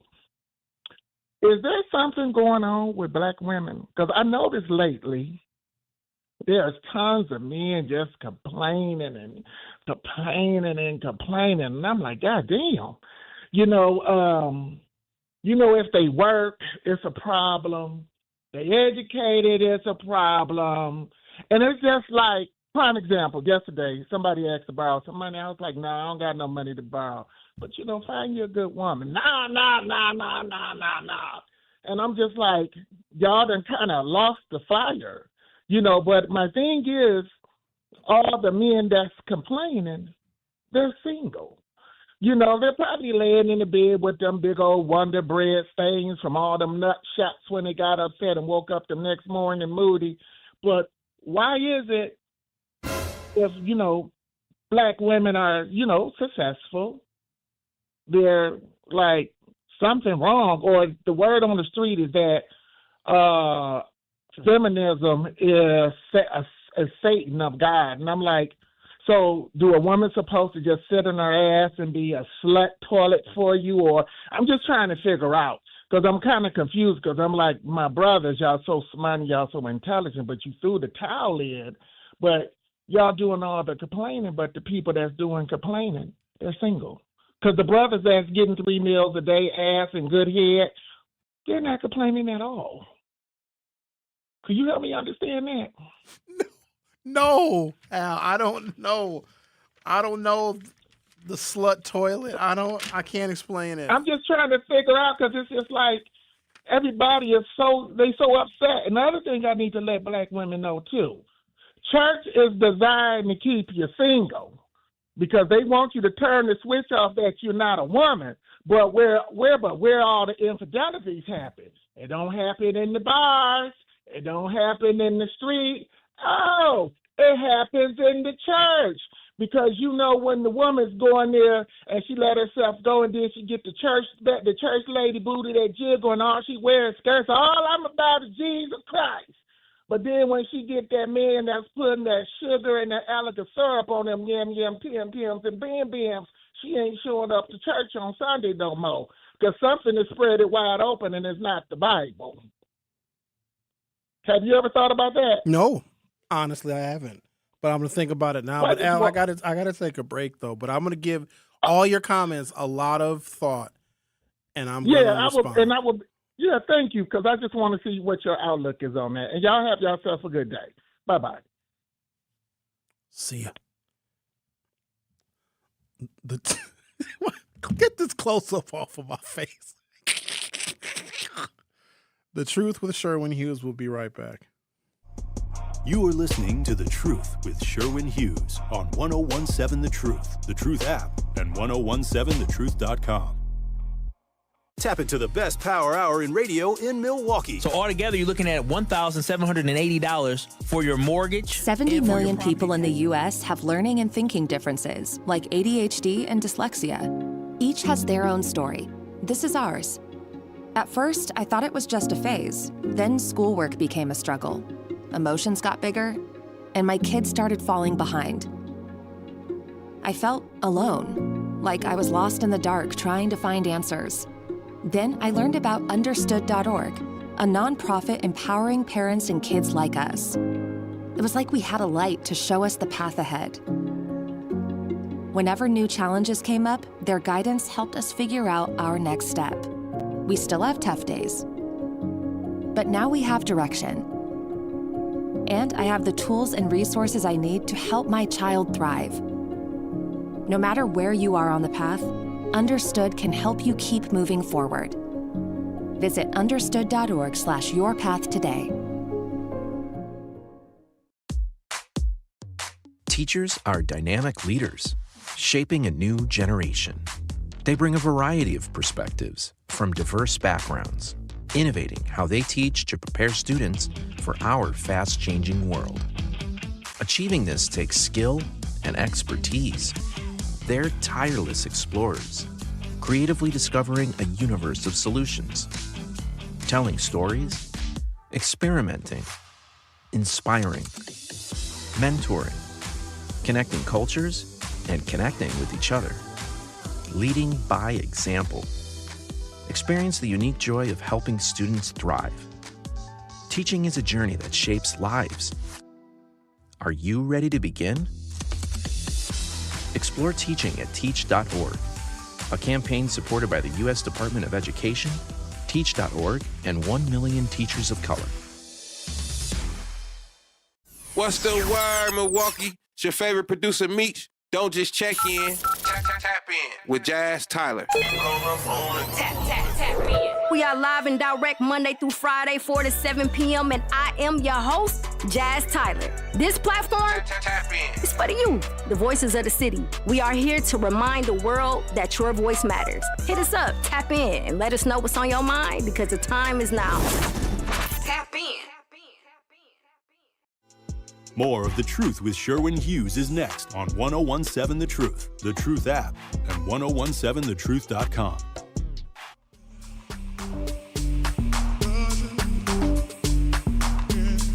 So you've got this song, which is Truffle Butter. But then you have who they stole it from.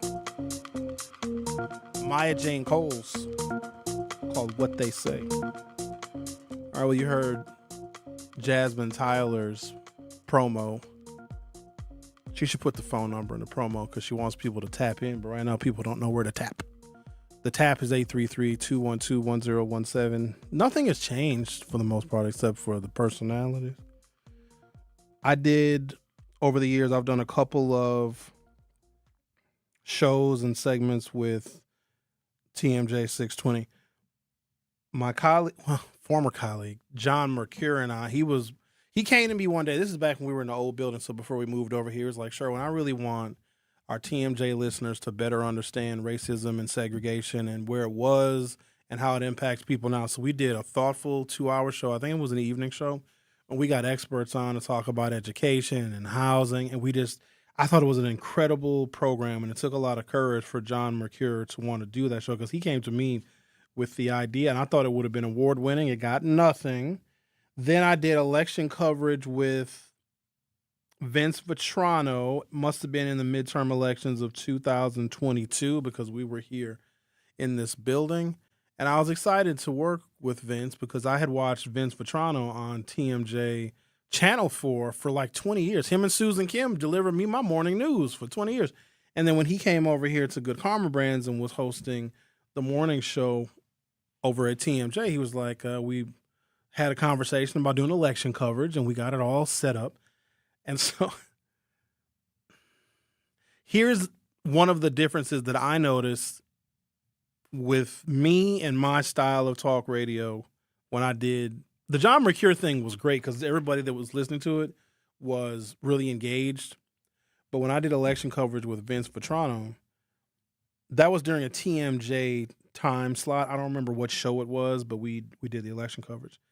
And they have a talk text line as well over at TMJ. And when you go in there and you're a guest or a co-host, you have your own screen. You can read the talk and text messages. The racism that I saw was next level. I don't know if I had been called the N-word that many times in a row from 262 phone numbers ever in my entire life. And I said to Vince, I was like, Vince, do you read the text message line? He was like, Sherwin, actually, no, I don't read it because some of the people that comment are crazy. Either he knew what they were saying or he legitimately didn't read it. But what I have noticed, not necessarily here, because I don't know if people know how to deal with racial friction. If a black person is having racial epithets thrown at them, white people rarely get involved. They rarely do because they're like, well, what did you do to be called a nigger? Like, what? How much of this is your fault? But in general, they don't defend. Rarely they defend a black person when another white person is the aggressor. That is something that is a fairly common theme. They will just look the other way or they'll casually dismiss it once the encounter is over. So let's say I'm getting called the N-word a whole bunch of times. They'll be like, oh, well, Sherwin, that's how it is sometimes. You know, it's some people that are just like that. They won't get angry. They won't like have your back. They don't. And there's been occasions where I've been with my white friends and I come in contact with someone like my black Muslim friends and they'll say negative things about the white person I'm with and I got to check them. Don't do that. If I'm with somebody, obviously they're cool. Don't disrespect anybody that I'm with because that's also disrespectful to me. I don't know if white folks are cut out like that. Now, some of them will. Some will be like, no, talk to my blackie like that. I love when white people call each other crackers. It's so good. It's so funny because it's totally meaningless because cracker is not even a bad racial epithet. There aren't any. There's no word you can call a white person. That's why this whole racism thing is unfair because it's one way. There's nothing you can call them that hurts as bad as the N-word does because the N-word has got like history. You know what I mean? There's nothing because first of all, I know probably about a good half dozen or so racial epithets for white people. And if you use one, they've never even heard it before. I'm like, well, what good is that if I'm trying to be racist and you don't even know what the word means? Oh, all right. I don't know how I address what Al said. He's wondering what's wrong with the men. I'm not going to tell a black woman what she can. I don't care what she does. I really don't. It's none of my business. But I know that when black women adopt feminism, white women have tricked you because a white woman like, we don't need these men and down with the patriarchy and these men are oppressive. And you know what they do? They go home to their white husbands in a Lexus that he bought.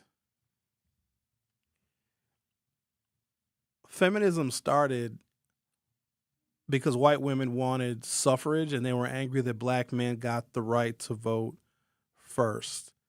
Now, there's different waves of feminism, but all of them have racial animosity at the root because white women are not the promoters of the sisterhood like you would think. They may engage other women and say, yeah, we're all sisters, so that white women can vote in a block with other women to promote the sisterhood. And then when it's all over, they just go back to their husbands that maintain the patriarchy, and they're the birth canal for more white supremacist men because they have white boys. They have babies. Sean, I'm going to take a break. I'm going to come back and talk to you, Sean, because I got to take a break right now. I want to give Sean his opportunity to chat. The Truth with Sherwin Hughes on 101.7 FM. We'll be right back. Don't touch that dial. The Truth with Sherwin Hughes will be right back on 101.7 The Truth, The Truth app, and 1017thetruth.com. Milwaukee business owners, this is your moment. Every Friday at 8 a.m., call in to 101.7 The Truth for What the Business Is. Tell us what your business is, where you're located, and one thing you've learned along the way. What the Business is powered by We Energies, delivering the energy that powers local business. Fridays at 8 a.m. on 101.7 The Truth. Fridays at 8 a.m. on 101.7 The Truth. Life's better with American Family Insurance because we know you love working weekends. If it means working on your dream home, both inside and out. And we're here to help protect those dreams so you can enjoy peace of mind. Save up to 40% when you bundle home and auto. American Family Insurance. Get a quote and find an agent at amfam.com. Products, pricing, and availability vary based on the way you purchase insurance and by state. Some exclusions apply. American Family Mutual Insurance Company, SI, and its operating companies, 6000 American Parkway, Madison, Wisconsin. At Milwaukee College Prep, we don't leave success to chance. We're designed for it. With strong support, high expectations, and a team committed to excellence, our educators turn belief into outcomes every day. If you believe every child deserves an excellent education, join Milwaukee College Prep. Apply today. Visit mkeprep.com/jobs. Discover your new favorite city, Milwaukee. Catch a sunrise over Lake Michigan. Sip your way through craft breweries and dive into a dining scene that's turning heads. From museums and music to thrilling sports teams and buzzing nightlife, Milwaukee delivers all season long. Good things are always brewing on the Fresh Coast. The expert guides at visitmilwaukee.org have everything you need to fully plan every detail, whatever it is you'd like to do in Milwaukee. Plan your trip today at visitmilwaukee.org. Want to protect our planet? The air we breathe, water we drink, and land we share? Real progress begins with birds. Yes, birds. The very ones we see and hear every day. On a walk, in the park, or simply out the window. That's because birds are more than birds. They're symbols. Sentinels that reveal the health of our planet and our people. And by helping them thrive, all of us thrive as well. Audubon is a place where birds matter, where habitats are protected, where communities are engaged, and where change takes flight. Because at Audubon, hope begins with birds. Progress begins with birds. It all begins with birds. Audubon. More of The Truth with Sherwin Hughes is next on 1017 The Truth, The Truth app, and 1017thetruth.com.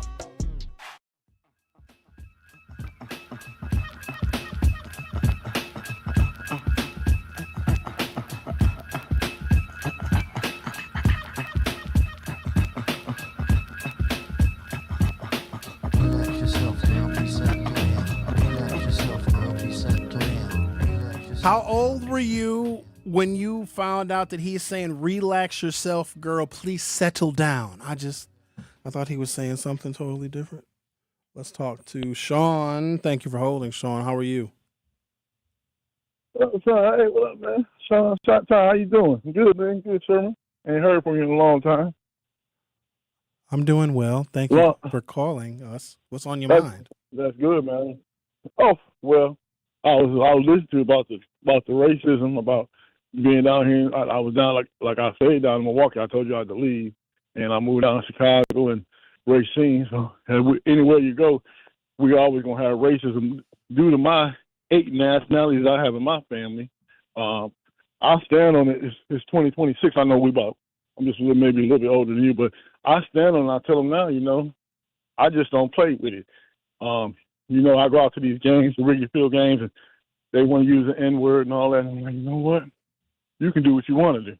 But where I come from, in my family, heritage, Haitian, I throw your behind in the water. And I don't mean don't be no disrespectful, but it's time out for all this. Life is too short, and I really can't stand it because we come up in time. We come up 60s, 70s, and 80s, and where we was all getting along. And now we come to a time the kids going wild. We just being racism. I call them Donald Trump people. You just call them the N-word, just using it as. And we're not back in 1919, and I can't stand it. And it's not gonna worry me, but I can't stand it. Still using the N-word. Now, if we start calling them like you was telling you be speaking about how they be on the radio and start calling them out their names. We wrong for that. We start calling them that. Oh, what are you doing? But they keep saying that. I'm talking about white supremacy. I hope the whole world hear this because this is ridiculous. What kind of world we going to live in if we still going to use minorities and keep calling us the N-word? Come on, man. Really? We're going to 2027, and I know what you're saying. I'm just saying as an older man, OG man in the streets, I can't stand it no more. So, like I tell them they Donald Trump people, and I'll throw you behind in the water, let you roll with the fishes. That's where I come from. You want to keep playing that game, I got you, and I'm going to get you. So if a black person uses the N-word, you throw them with the fishes. What if a white person uses it? They go in the fishes too? I'm the opposite.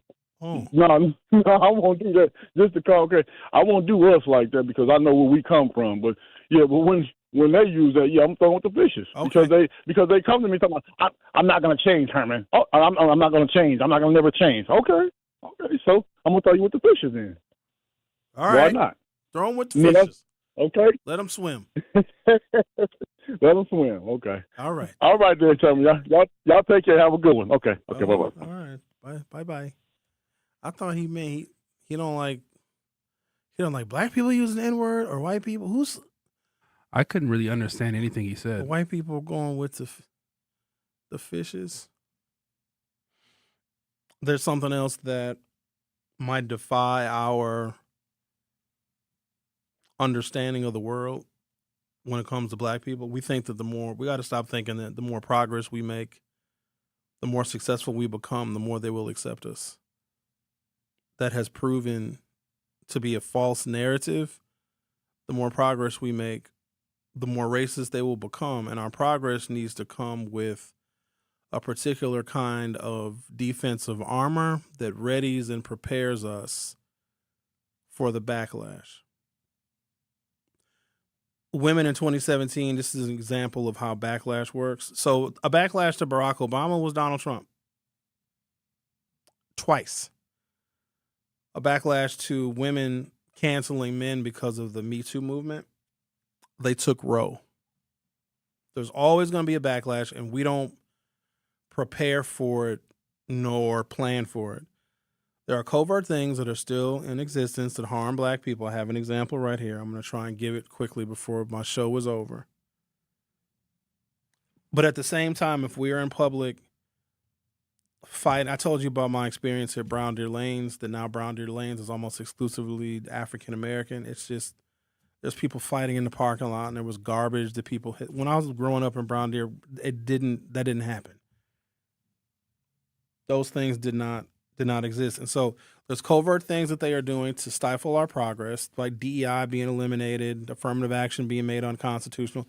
That's going to have a long-lasting impact on this and future generations of black people. At the same time, the Democrats who are running for office, especially governor of Wisconsin, are now talking about how they want to reinstitute those things that Donald Trump took away, because Donald Trump's sentiment about race has now infected the Democrats to where they're not going to bother trying to repair the damage that the Trump administration has done to black communities, because they are more concerned, even black candidates are more concerned with not scaring and pissing off white people in order to get their vote. Newsflash for them, most of those white people, when you give white people a choice of other white people to vote for, they are not going to vote for you. Some of them will, some of them do it out of guilt, but most of them will not, because they don't actually want you to win, because they don't believe in their heart of hearts that either A, black people can actually lead and lead them successfully. 2, they know about the backlash. Let's say we got a black governor in Wisconsin. What the hell do you think would be coming next after that black governor? let alone if that black governor was successful. We would get someone leading the state of Wisconsin that would be worse than Trump, and I don't want to deal with that, especially in a state where 79% of the population and the voters are white folks. To win in this state, you have to appeal to them. And what you have to do as a black person to reduce yourself and minimize yourself and ignore your own history and your own culture to appease them is not worth it. And that's to me. To some people, it is worth it. That's just not something I ever want to do. But as we're acting a fool in public and acting a fool on Carnival cruises, they're going to criminalize that behavior too. At the same time, there are things they are doing under the cover of darkness that make our lives much more difficult that we don't even recognize. The evidence is strong that predominantly black communities in the United States have systematically had fewer health care resources, lower quality hospitals, fewer primary care physicians, fewer specialists, more hospital closures, and the worst access to urgent and preventative care than wealthier, whiter communities. So remember back in the day, no, hopefully you don't remember, they could just go down to the jailhouse and just go grab one of us out of a cell and then make a party out of lynching us. They can't do that anymore because, well, it's rude and it's bad publicity if they do that. So now they limit our healthcare resources and we die just the same. In fact, it's like a weaponized, mechanized form of lynching that we don't even recognize because we're so caught up on the food deserts. It's a healthcare desert. We're lucky, and I'm glad Vaughn Mays is in the chat because Vaughn Mays is one of the people that fought to keep St. Joseph's Hospital open. If we didn't have St. Joseph's Hospital open, a lot of our shooting victims wouldn't make it to Frederick. You wouldn't make it to Columbia St. Mary's. Another reason why they close our hospitals is guess where they get federal funding to keep hospitals open. You know, hospitals are in part federally funded. They're funded by the census. A lot of y'all don't want to fill out your census because I don't want the government to know it's 27 of us living in this house. First of all, the government already knows and they don't care. But when we refuse to fill out the census, that is $1,000 less per person that we receive for transportation funds. So rebuilding our roads and our bridges, paving the potholes, for education, and for healthcare. That is also why Donald Trump wants to retool the census to where if you're not a naturalized, born-in-American citizen, you are not counted in the census, meaning the resources that people need to be in America, healthcare resources, education resources, and highway funds will all be eliminated because they're trying to change the census. In fact, they're trying to do a census early so they can implement those impacts sooner than later. Thank you guys for listening. I'll see you next time. Come in with straight truth. If you acted up, if you were out here doing any kind of foolishness or just something